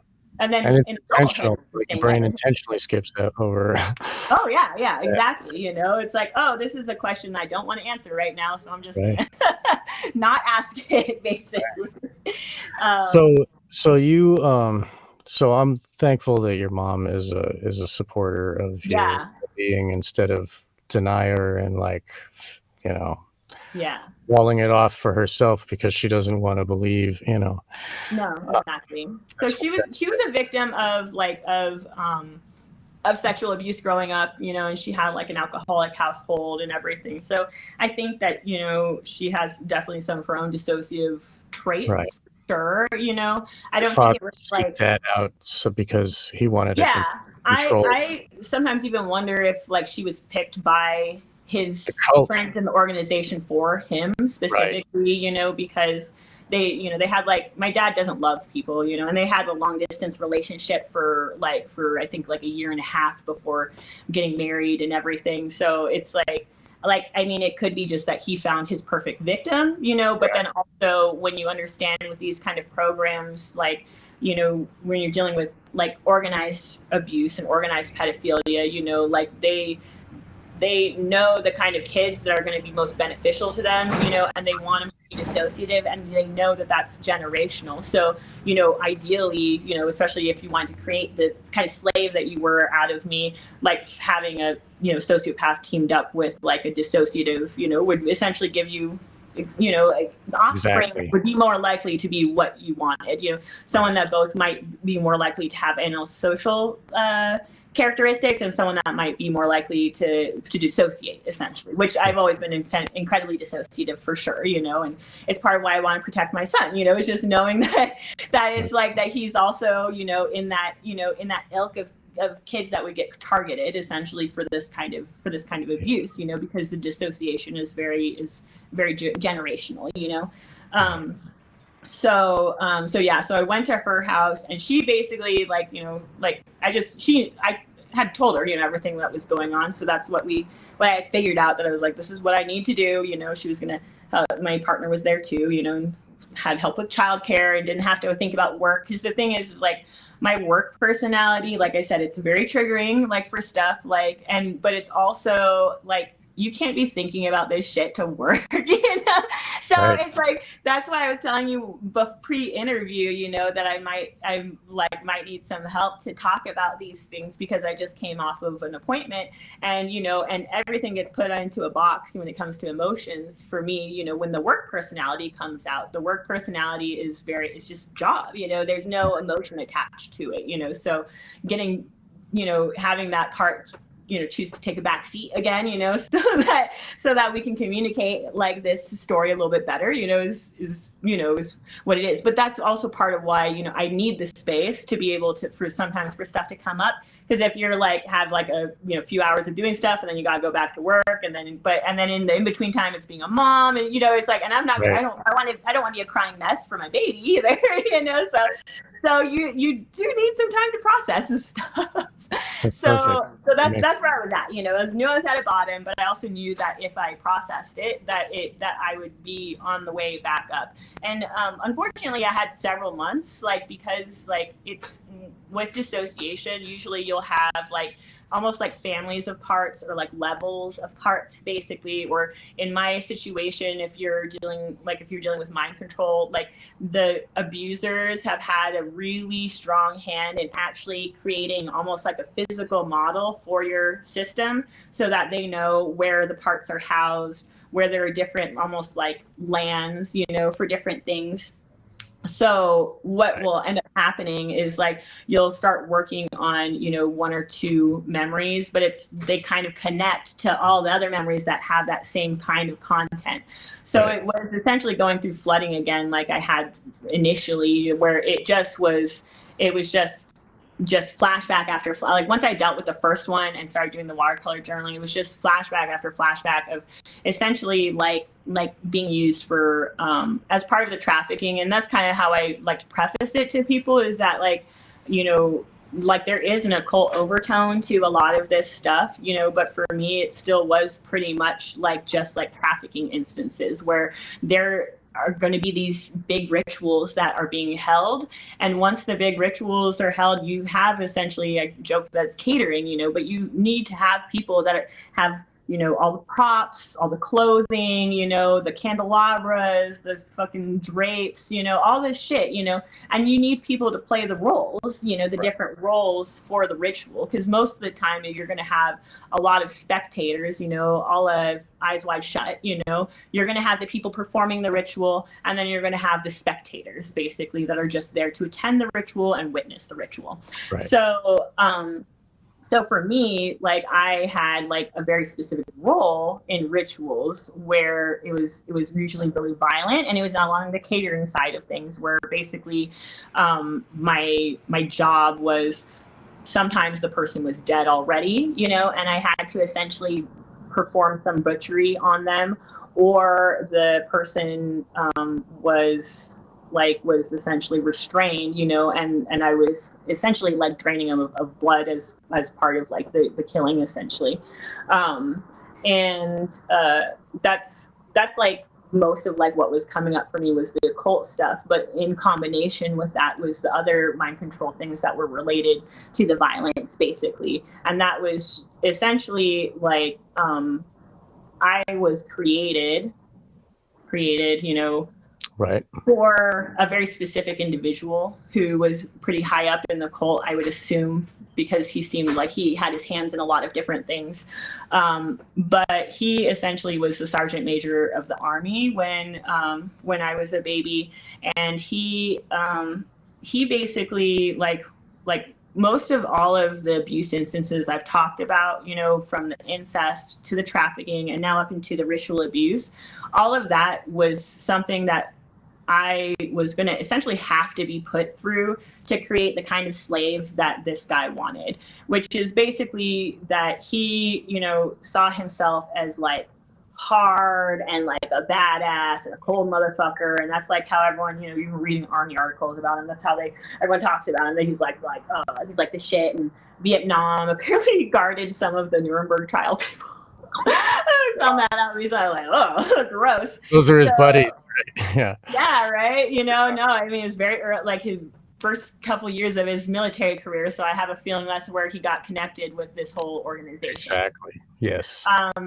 But so essentially with him, you know, and this is what I like to like reiterate to people, is he's a psychopath. What they're going to enjoy is like domination of like innocence and stuff, but everyone's still going to have their particular fetishes.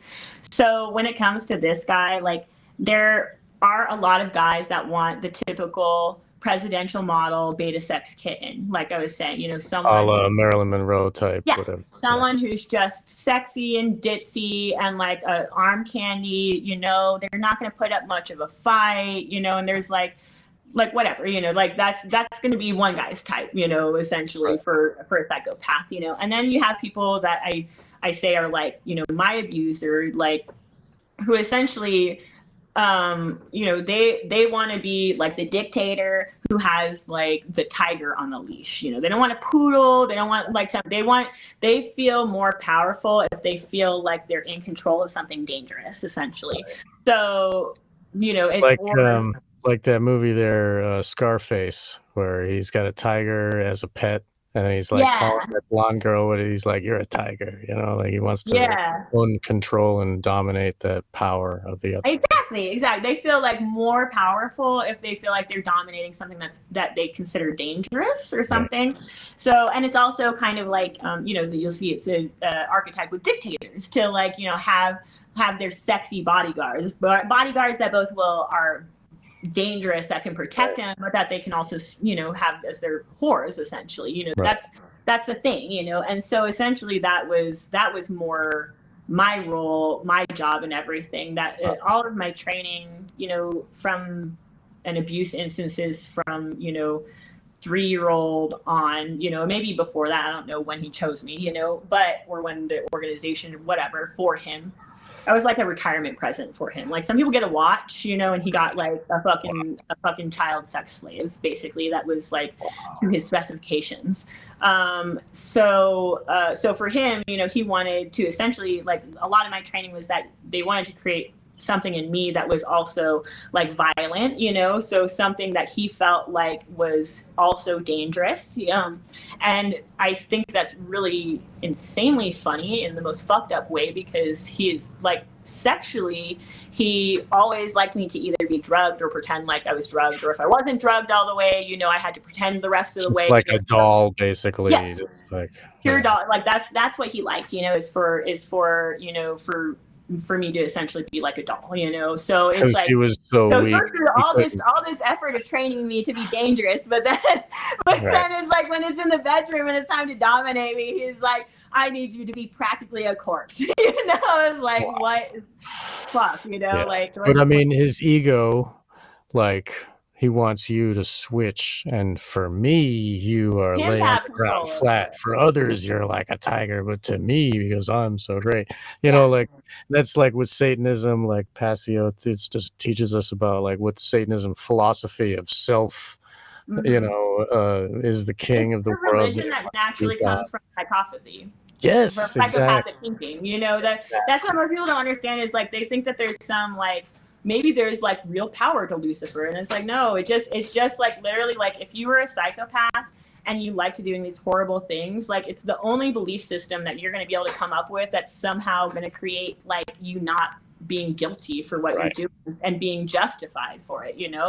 And then maybe assuaging some of their existential fear, because they know they're going to die, you know, so they're like, what, like, I'm going to hedge my bets and go with the person, the fucking the evil deity that, you know, the fucking Lucifer that they see is going to be cool with all the shit they do, is going to support all the shit they do, you know. So it's a natural, you know, like atheistic psychopaths too, you know, but they're all going to do the same stuff, you know, like, and they all get on board with the blackmail. They all line up when there's a little baby in the room getting abused. They're like next in line. They're like getting their they don't have loyalties with each other because of belief systems. They have loyalties because they're psychopaths, you know. They're going to protect each other.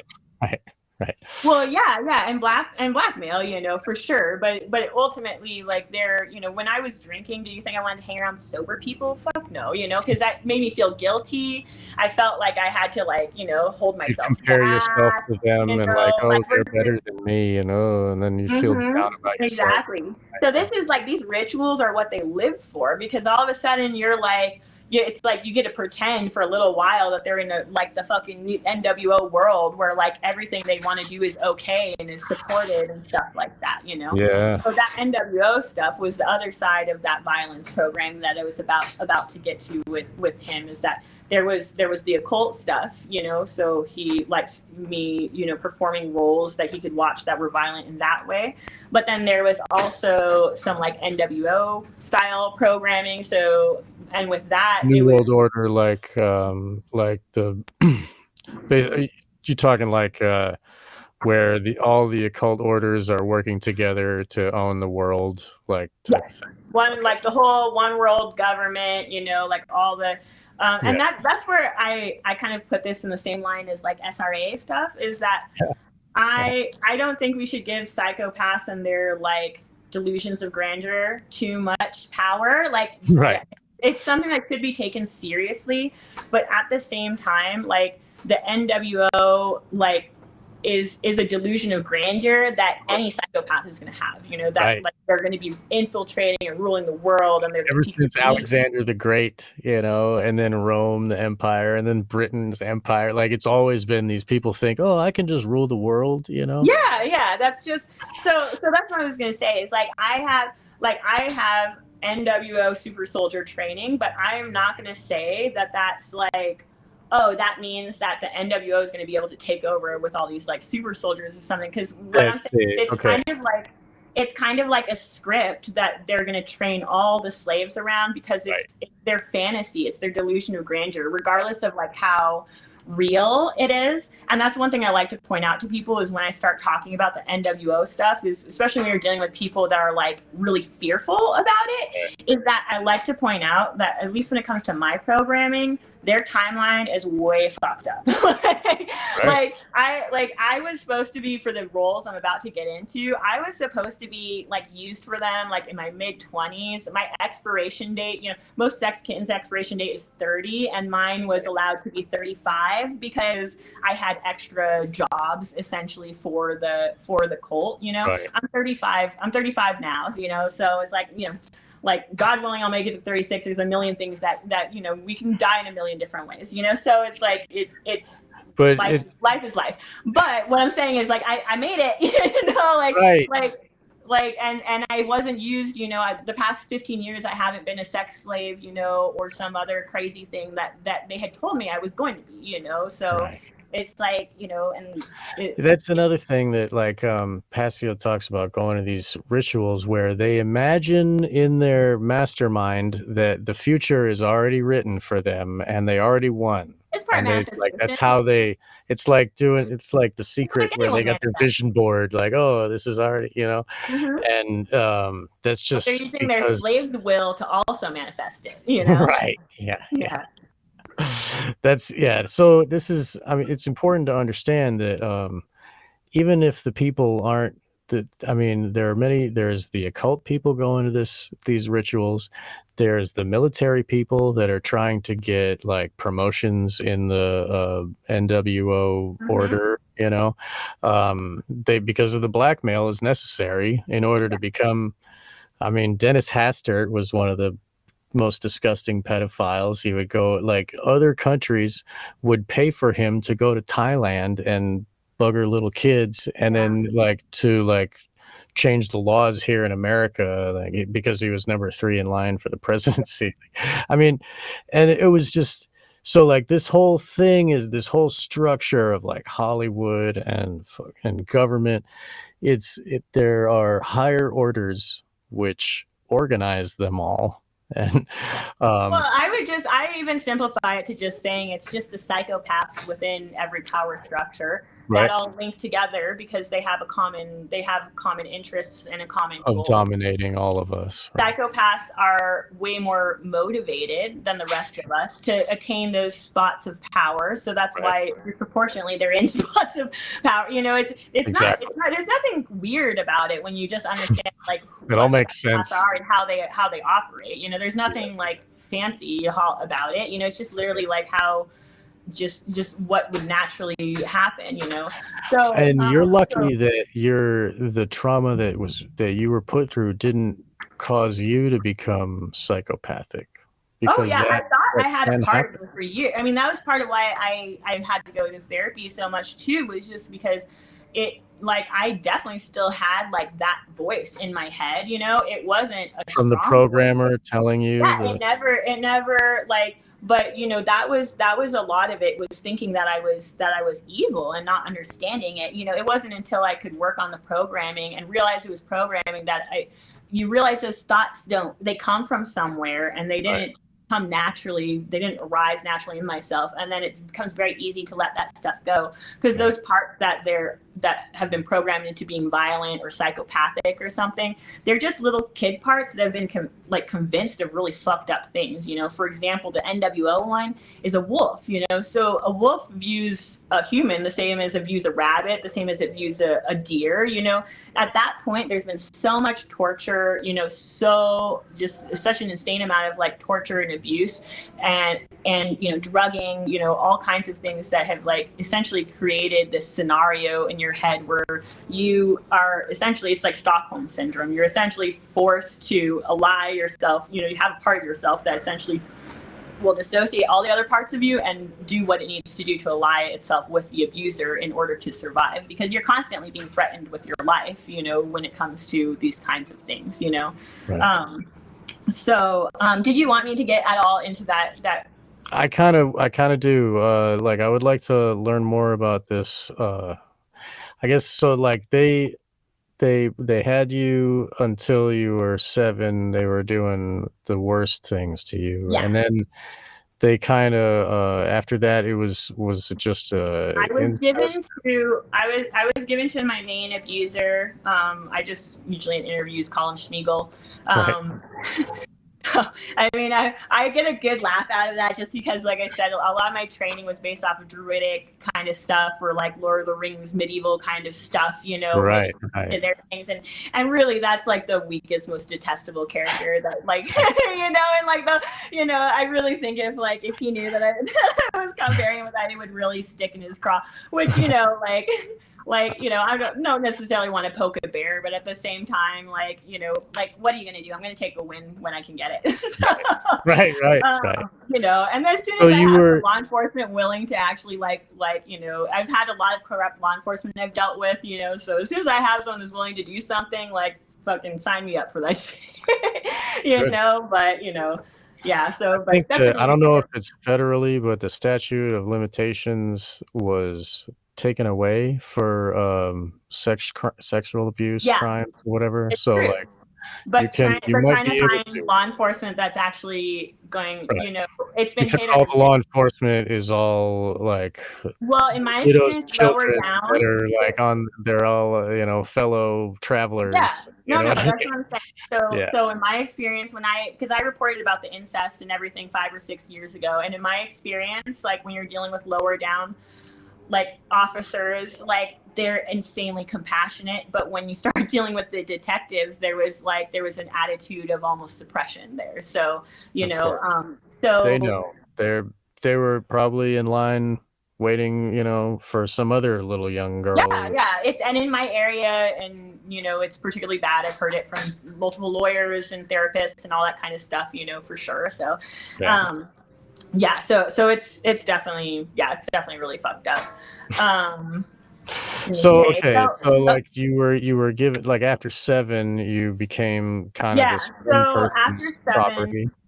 yeah, so I essentially had, um, like what was kind of considered like the culmination of my training, kind of like graduation essentially was a big ritual, all eyes wide shut, that I was flown out of state with the beta trainer and his daughter, my dad, and then my new handler, Smeagol. I was essentially, we were all flown private jet to DC, and he was, like I said, he was like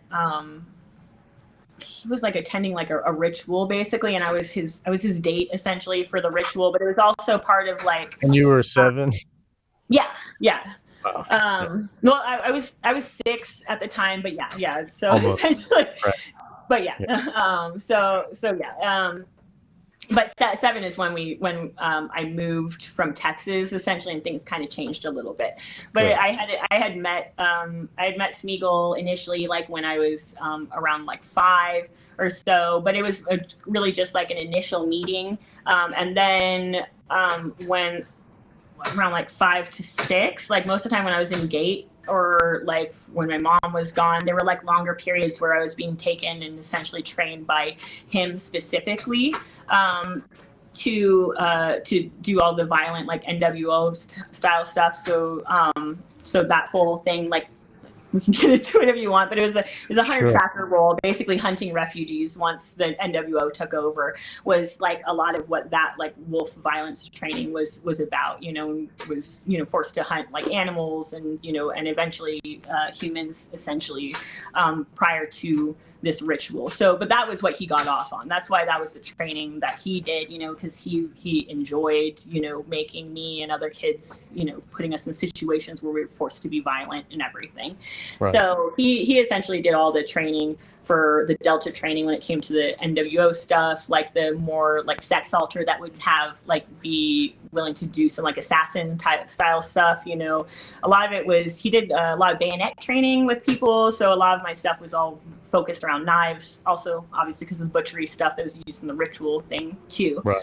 Um, but essentially, yeah, I went to like to a big ritual with him there, and then that was kind of once it was like more official that I was like, essentially, like I wasn't just being like wholesale trafficked to just like any Joe Schmo anymore. At that point, it was I was going to be abused by my dad because that's part of what maintains programming on the in Right. between time, you know. Slash, he wasn't going to keep himself from abusing me, you know. So that was just going to happen, you know.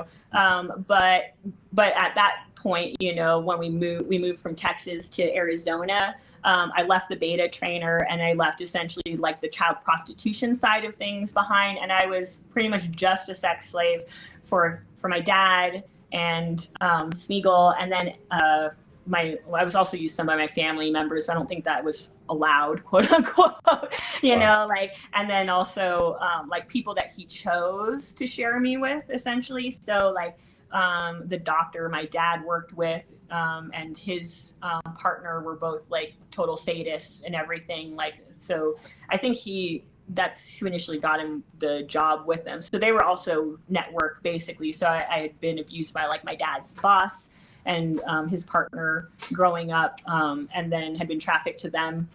And then also, like I said, there was like the Kartner Cavern situation, you know, so that was being trafficked to someone, you know, high up politically and everything. So those were kind of the instances that he would like, you know, he would either get me to abuse me himself, to have me just, you know, be a prostitute, you know, for someone that he chose to share me with, or it would be essentially grabbing me to, you know, picking me up and forcing a switch to a violent part to perform in a ritual. And that's up into college, essentially, until like I started kind of like rebelling in my programming, breaking down and stuff. And but yeah, up until I was like 19, 20, you know, it would be like forced to have like a dissociative switch, essentially, where it would be a complete blackout, and then the part of me that had been trained as a child would come out, you know, to, you know, either perform sexually or violently, basically. So like Yeah. were you made to like you were made to destroy animals and hunt them as kids? Yeah. So the training for like the refugee hunting for the wolf altar is, it starts off initially like a lot of things do. They start off with play because you're dealing with kids that are in their imagination side of, you know, they're in their imaginative developmental stage, basically.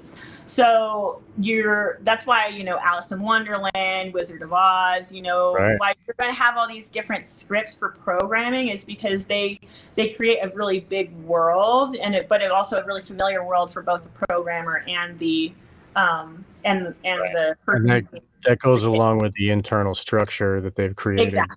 so they can access the different. Exactly. You know, so they're going to want to be, you know, as familiar with the system you're creating, and they know that you're going to be using your imagination to create the different altars to survive things. So they want to have, you know, some awareness and control over that, basically. Right.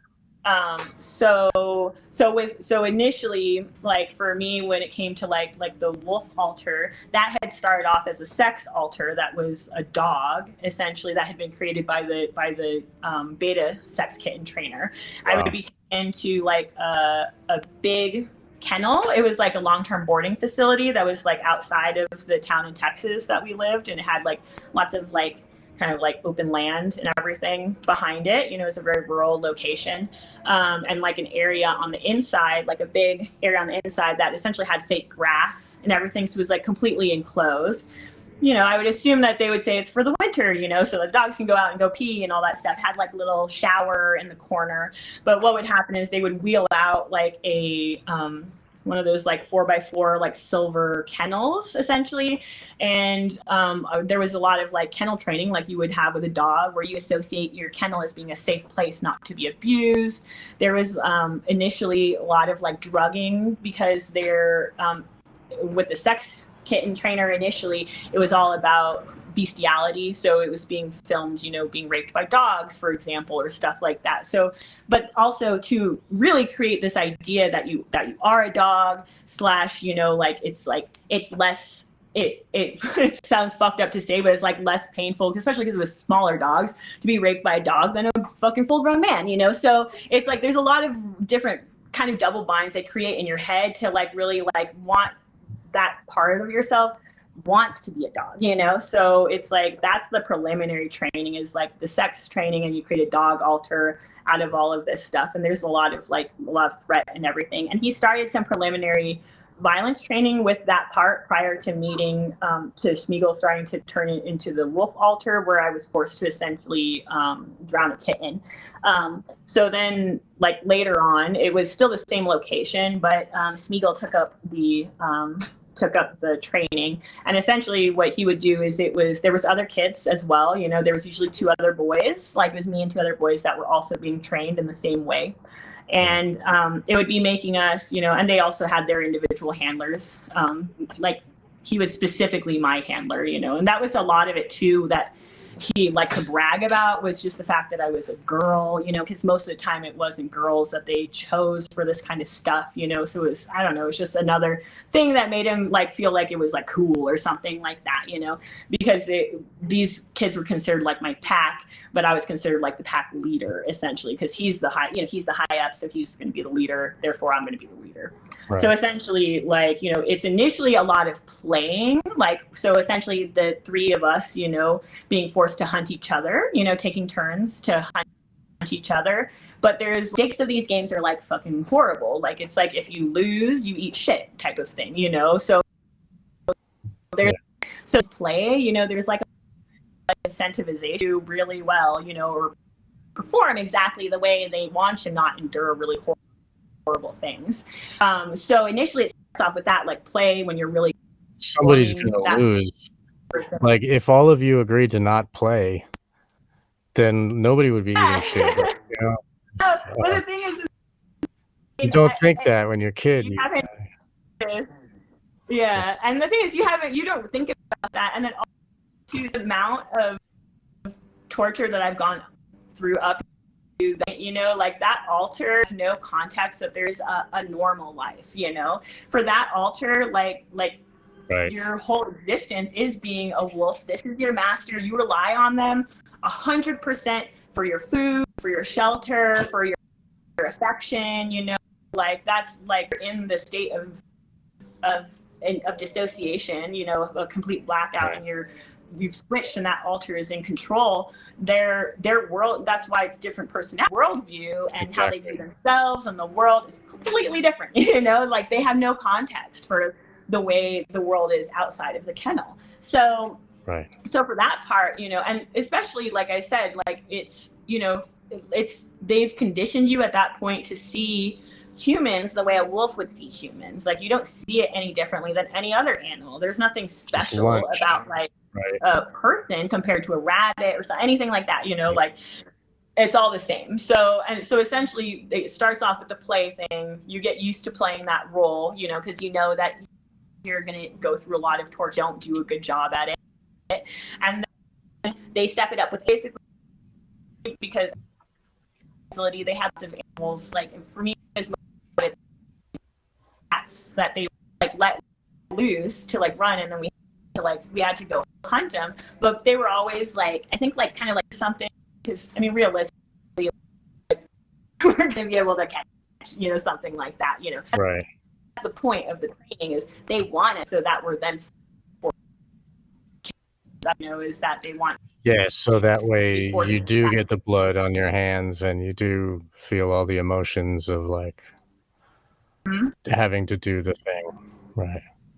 Yeah. So this progressed, and now you're performing these blooding, basically. It's like a cult blooding type of, where you so with this one, like progressed to, it would have progressed to like a human hunting event, you know. We're going to be looking at lines depending on what altar that they go through. Right. Intelligent. I'm sorry. Yeah, it's getting kind of choppy. Can you still hear me? But I don't know. Like, It says that you. It's all good. Here, wait. Let me write down 202. 202 choppy.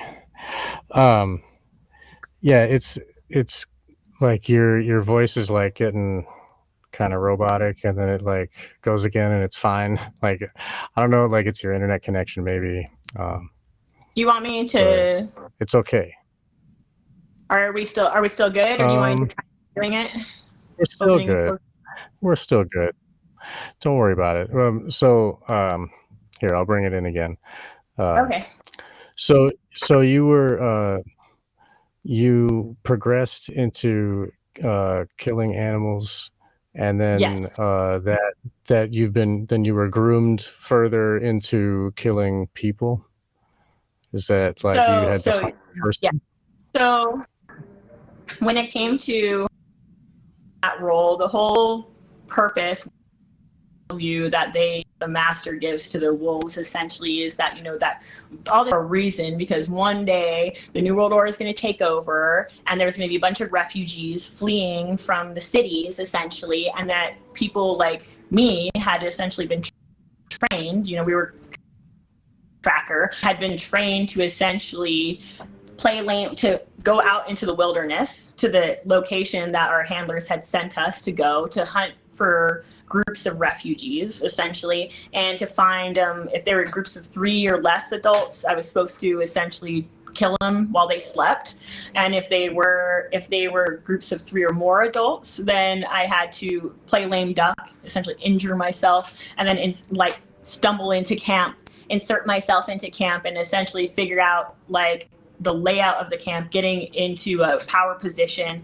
so that I could have enough time to gather supplies and assess the situation so that I could essentially do the same thing, which was kill all the adults. Anyone that was in like the teen, like 10, 11, you know, kind of preteen, like up into teen range, I was supposed to assess all of them, essentially like up to like 50, on whether or not they would be cooperative or whether or not like they also had to be killed. And then all the rest of the kids I was supposed to essentially transport back to the base essentially. So that was like the script that was given. Wow. That was given to me. It's a little more complex than that because it requires a lot of different parts.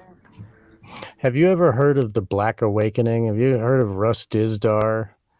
So he spoke to many altar victims.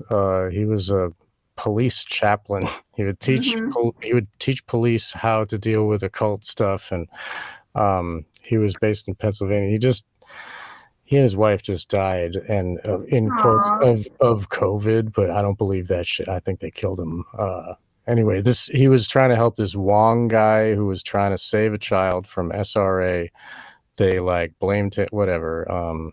Anyway, he was doing good work, and he wrote this book called Black Awakening, where he spoke to the cult of the Black Flame was the name of this cult, and they were German-speaking altars, and they would talk about this time when there would be like a satanic Pentecost. This is like, and all of the altars would be awoken, and they would cause this chaos in the world, so that the one world ruler guy can come and say, "Oh, I'm gonna stop all this chaos and like get under me and my power." And then after 2 years, like then then everybody's like under his power, and like just like the scamdemic kind of. I mean, I don't know if specifically like identical, but the gist of it was the same thing that was communicated to me, because I had 2 roles with the New World Order kind of style thing. The first one was for that initial phase was to be essentially like hunting refugees and tracking them and bringing back the kids, killing adults, because they've already shown that they're not like cooperative, basically. Wow. Still, you know, brainwashable. It's like orphan train shit, right? Yeah. You know, so basically there was that. But then the second phase was that after that was done, you know, if I was still alive, you know, that I had a role of like essentially Illuminati royalty type of thing, you know. So it was like that there was like a queen role created. And I'm not going to say that's like high up or anything, because I really think that it's like when they talk about queens, it's very like regional. So who knows what the size of these territories are? They could be the size of a city, they could be the size of a county. I have no fucking idea. But regardless, part of once I had moved to Tucson, that was part of my thing, is that I had been introduced by Schmiegel to essentially a guy that was about 10 years older than me, that was about 15 years old, 10 to 15 years older than me. I have a hard time with ages. Regardless, he had been introduced to me as my future king, so that, you were betrothed to him or whatever. Yeah. There wasn't, but my role when it comes to that altar, it's like a total Lilith role. Like there's no attachment there's no emotion. There's no attachment towards, offspring. There's like no attachment towards like, really anything, so other than just being your role and making sure that essentially what you can do is like be you're second in command for the king, be able to just rule and organize and do all the things just as ruthlessly as he can. Wow. And get him his victims, to abuse, all that stuff.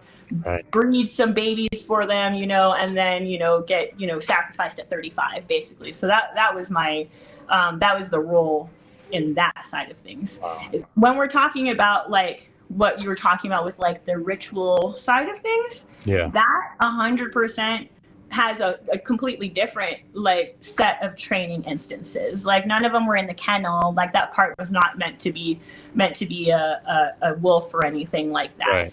So, and that's part of why it's going to be hard for me to give like real details sometimes when it comes to rituals, is because the part of me that was created to be the butcher and the parts that were created for the cult stuff is my most heavily tranced parts, essentially, to where even when we're in a ritual, because we have a very specific role of essentially like cutting up a body and serving it to people at the very end, up until that point we're in like slave mode, which is essentially like, if you've seen Get Out, is like just 100% being in the sunken place. So you're just like, you're there physically, and you're standing there, or you're in a specific position of, as far as like kneeling, but it's like, you're 100% in your own world. The things of the ritual are going on around you, horrible things, but it's like you're not even present or aware of it, and then it's like, and then it's when it's your job, which mine typically was at like the very end, it's like you just, you get called up, and you go over and you perform your duty, and it's like you're dealing with an inanimate object, not a human being, and you feel like yourself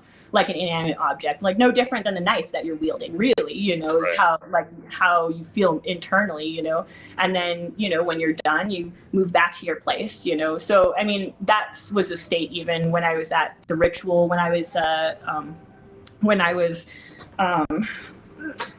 6 and I was at that ritual, in Washington, D.C., and it was that Eyes Wide Shut style sex ritual, like that along the outside of like the perimeter there would have been a lot of children slaves too, essentially, that were just essentially slave position, just kind of kneeling, waiting, watching, and essentially you're just there to be the date of your pedophile handler, so that once the ritual's over, like that you're their preferred thing. They're not there to fuck, the women, they're there to get impregnated or whatever. So it's like, it's just like it's on a worst out party, for people. Not everyone's involved in the same shit, but they're all invited to the ritual. So the first time your dad held the knife and made you do this, and then that in itself, like that creates a split, and then they work on that further, and they push it further. Mm-hmm.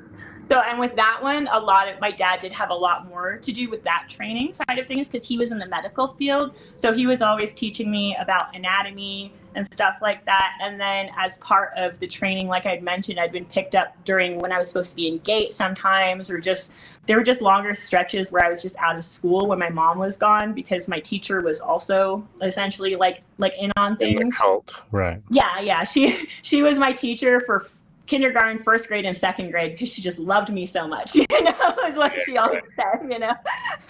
Right. But I wasn't the only kid in that class that was abused in the cult, though, you know. So, yeah, it was pretty fucked up, you know. So, but essentially, with that was more being taken to hospital morgues and stuff, you know, for hands-on type things. Dissection, you know, type stuff. Yes. Like yes. this is where the liver dismemberment, is. For the dismemberment. Mm-hmm. Yeah, dismemberment, dissection, like that kind of thing. That was definitely something like that you go there for sure. Right. And a lot of like that memory or a lot of that part is very dissociated because it's very set up with that initial like really intense trauma in addition to like a core splitting event, which was essentially like a multi-day event that a lot of survivors of this mind control stuff have, like to where it's like, you know, it's a very long, overwhelming kind of like event that happens really young. You know, I was like 4 at the time, and they essentially they put a lot of different things in that. So I saw a kid be burned to death. I saw a girl be, you know, gang raped and then eaten, you know, ripped apart by dogs, you know. And most of the time that I was there, I was left in essentially a cell, like a prison cell by myself in a little black wire cage next to another black wire cage that had a child in it that was rotting, that had been starved to death, basically. Jesus. And that was like where I was essentially left like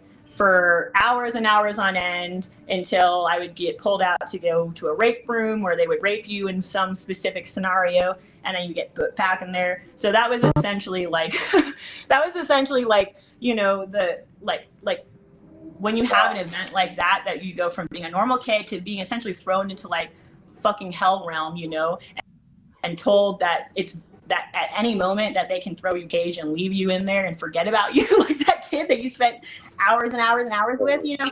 It's really easy once you have that as the foundation, you know, of the parts. And then when they are doing all the additional training, they're layering it on this part that already has this very deep-seated fear, you know. And they're usually using like, you know, so when they started like the violent stuff for me, or the dog stuff for me, they started off with like having a dog rip apart a kitten, and it's because it re-traumatizes me and triggers me to remember the little girl that I had seen ripped apart by a dog, you know. So it essentially calls back out that part with that trauma, and then they can continue. And when you were forced to drown the kitten, like you had to kill the kitten too, and so you're identifying with the dog. Like, mm-hmm. Right. Yeah, all part of the same scenario, you know. And essentially, there's a lot of resistance with that initial thing to kill something on my own, that kitten, you know, resistance, and that memory, you know, it's like they just continue to torture you like over and over and in different ways, and they create a dissociative split that's willing to do what they're asking. Right. Yeah. Wow. Okay, so let's get into this is great. Thank you so much for this. God, this is tough. But okay, so you were a caterer of sorts. So this you got a good look at these people that are psyched about eating and drinking the parts and the blood. Can you maybe? Yeah, I'm here. I know your internet is kind of going in and out. So we had a little snafu, and the internet is getting sparse, and the time is getting long. It's infinitely interesting to me, and I want to keep asking more questions, and I want to learn more. And it's just like I'm opening these huge topics, and it's like, well, we're gonna need to start guiding it in for a landing. I think pretty soon. So I just wanted to like really thank you for sharing with us today, because it's just been so absolutely like I'm hearing things that I never thought that make total sense, and they connect dots in my mind, and oh, of course that makes sense. Oh yeah, but you know, and this so I would love to have you for more conversations in the future as our guest here on Wake the Dead. If that is, does that sound good to you? Yeah, I would love to come back on. Wonderful. As you saw from our time here, I think we talked over 2 hours, and I still feel like we've probably barely scratched the surface of like, a lot of this, a lot of Right. stuff, really, because there is definitely a lot more that, I would be interested to share, when it comes to like, like we said, like at least the dynamics of like the organization from my perspective, like that initial ritual is one that I would love to like go into more detail, because it kind of gives like a good like overview of like the different kind of like parts and people involved and everything. Right. Like one thing I really like to stress, like with that initial one, I had briefly showed the picture of it, is that the altar that I was working off of, with my dad, was like literally like, that like polished granite, with like the raw edges like you see on a fucking tombstone. So it's like, this is the kind Right. of thing that was not going anywhere. It had been used many times. It was going to continue to be used many times, and this property itself, was a hunting lodge, like really rural hunting lodge, like we know now that like many elite types have. And on the property, in addition to the ritual space, they had like outbuildings that were like surgical facilities and stuff. So like literally, so it was like a part-time place for politicians to come, but then the person that lived there full-time was a retired doctor and surgeon who essentially did like medical stuff, for the cult on the DL, and they had a fully functioning, like mini hospital, in the middle of nowhere, basically. So, and those are the kinds of things, that it's like unless you have experience around shit, you might not even visualize that something like that might exist. Right. Like, and that is why I would like to, to me, the only reason I want to share any of this is it feels like it's in some small way going to get some justice for the amount of shit that I went through as a kid.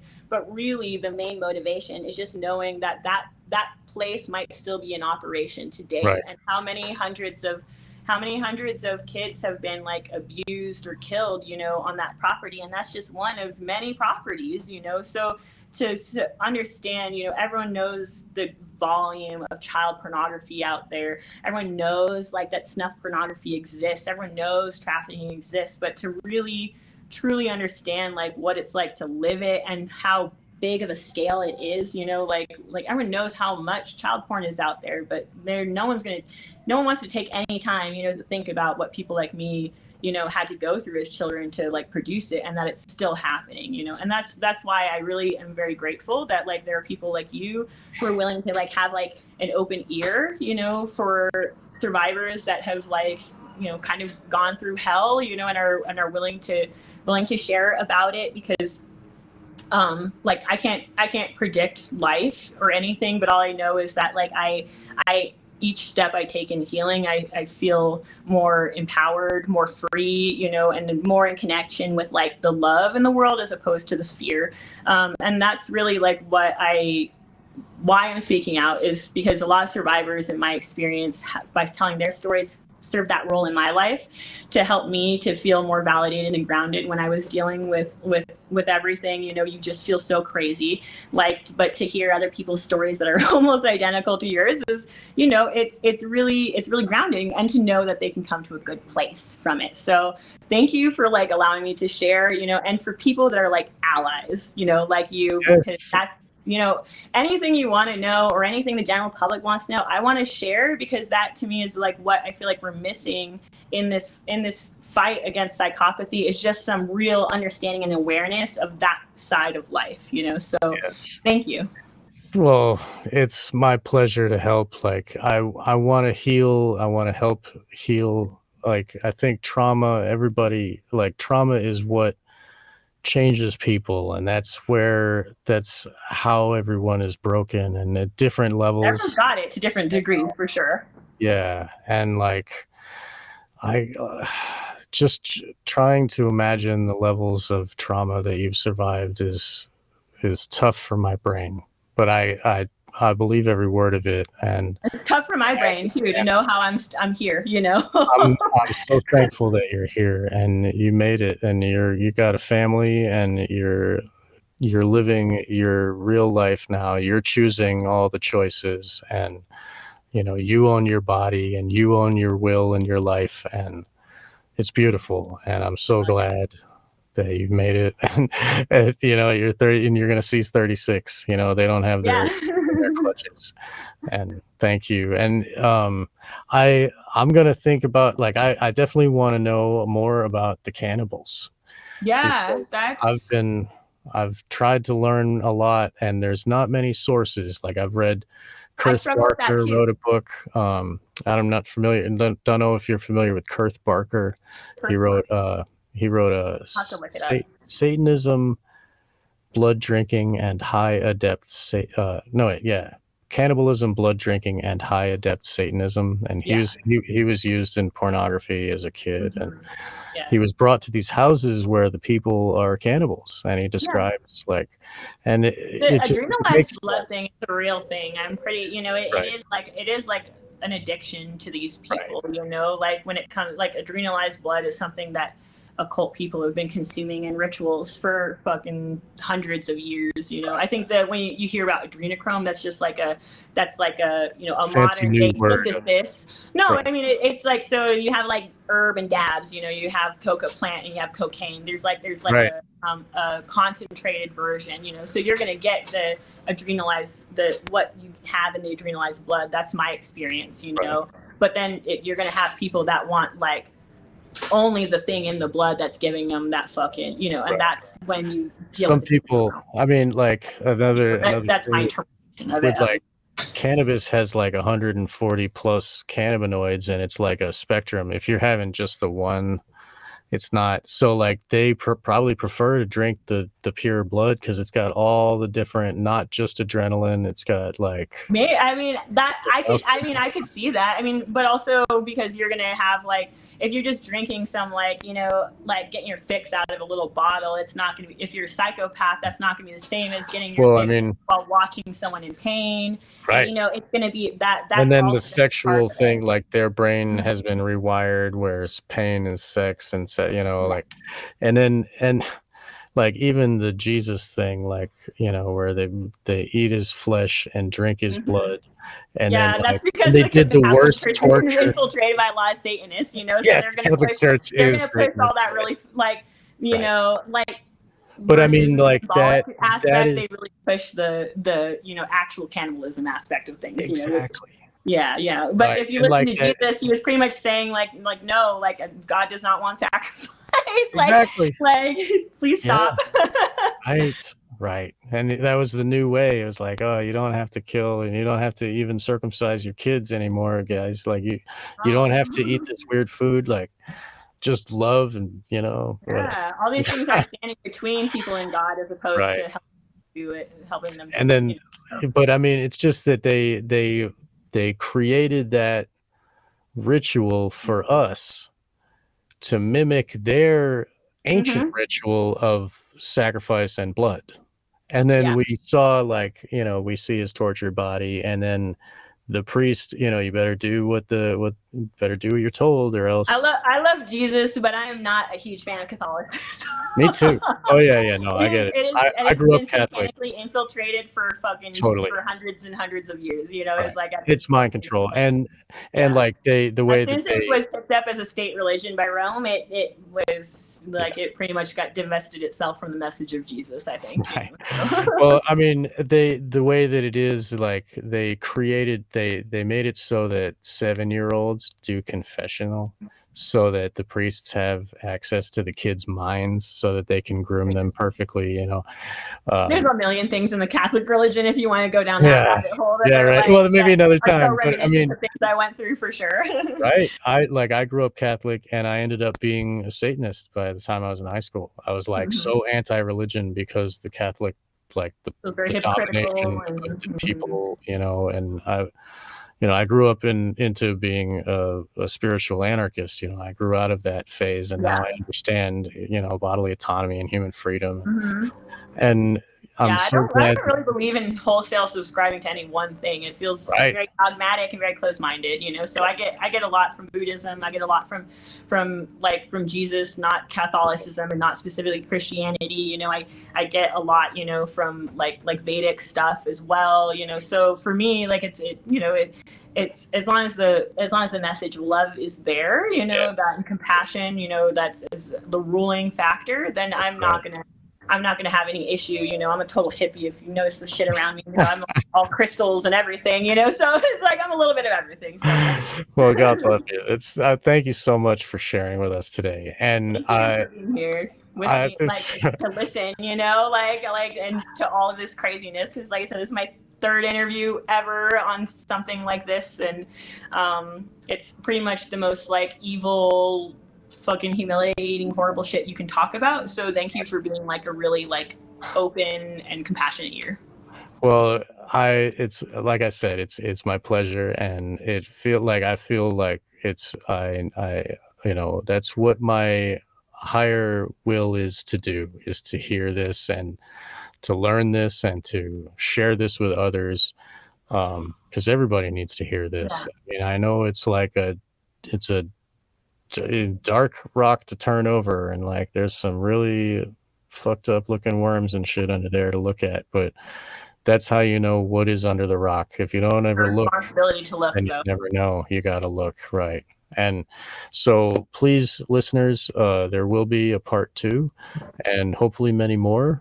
This has been, I feel like we have a future friendship, and Yeah. I look forward to the future talks with you. And thank you so much, Carrie, for joining us.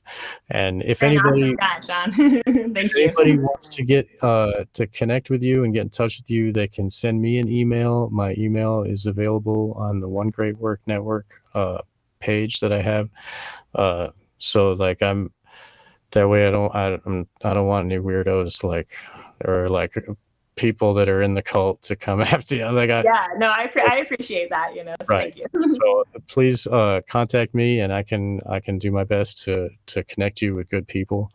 And listen, please, listeners, for the future one, and give Carrie all your blessings. And thank you so much, Carrie, for joining us. And we'll schedule one very soon, and we'll have it to the listeners very soon as well. And thank you again. This has been like such a story, and to hear your I'm just gonna stop talking. Thank you so much. We'll see you next time, and thank you, listeners, for joining us. Thank you, Sean.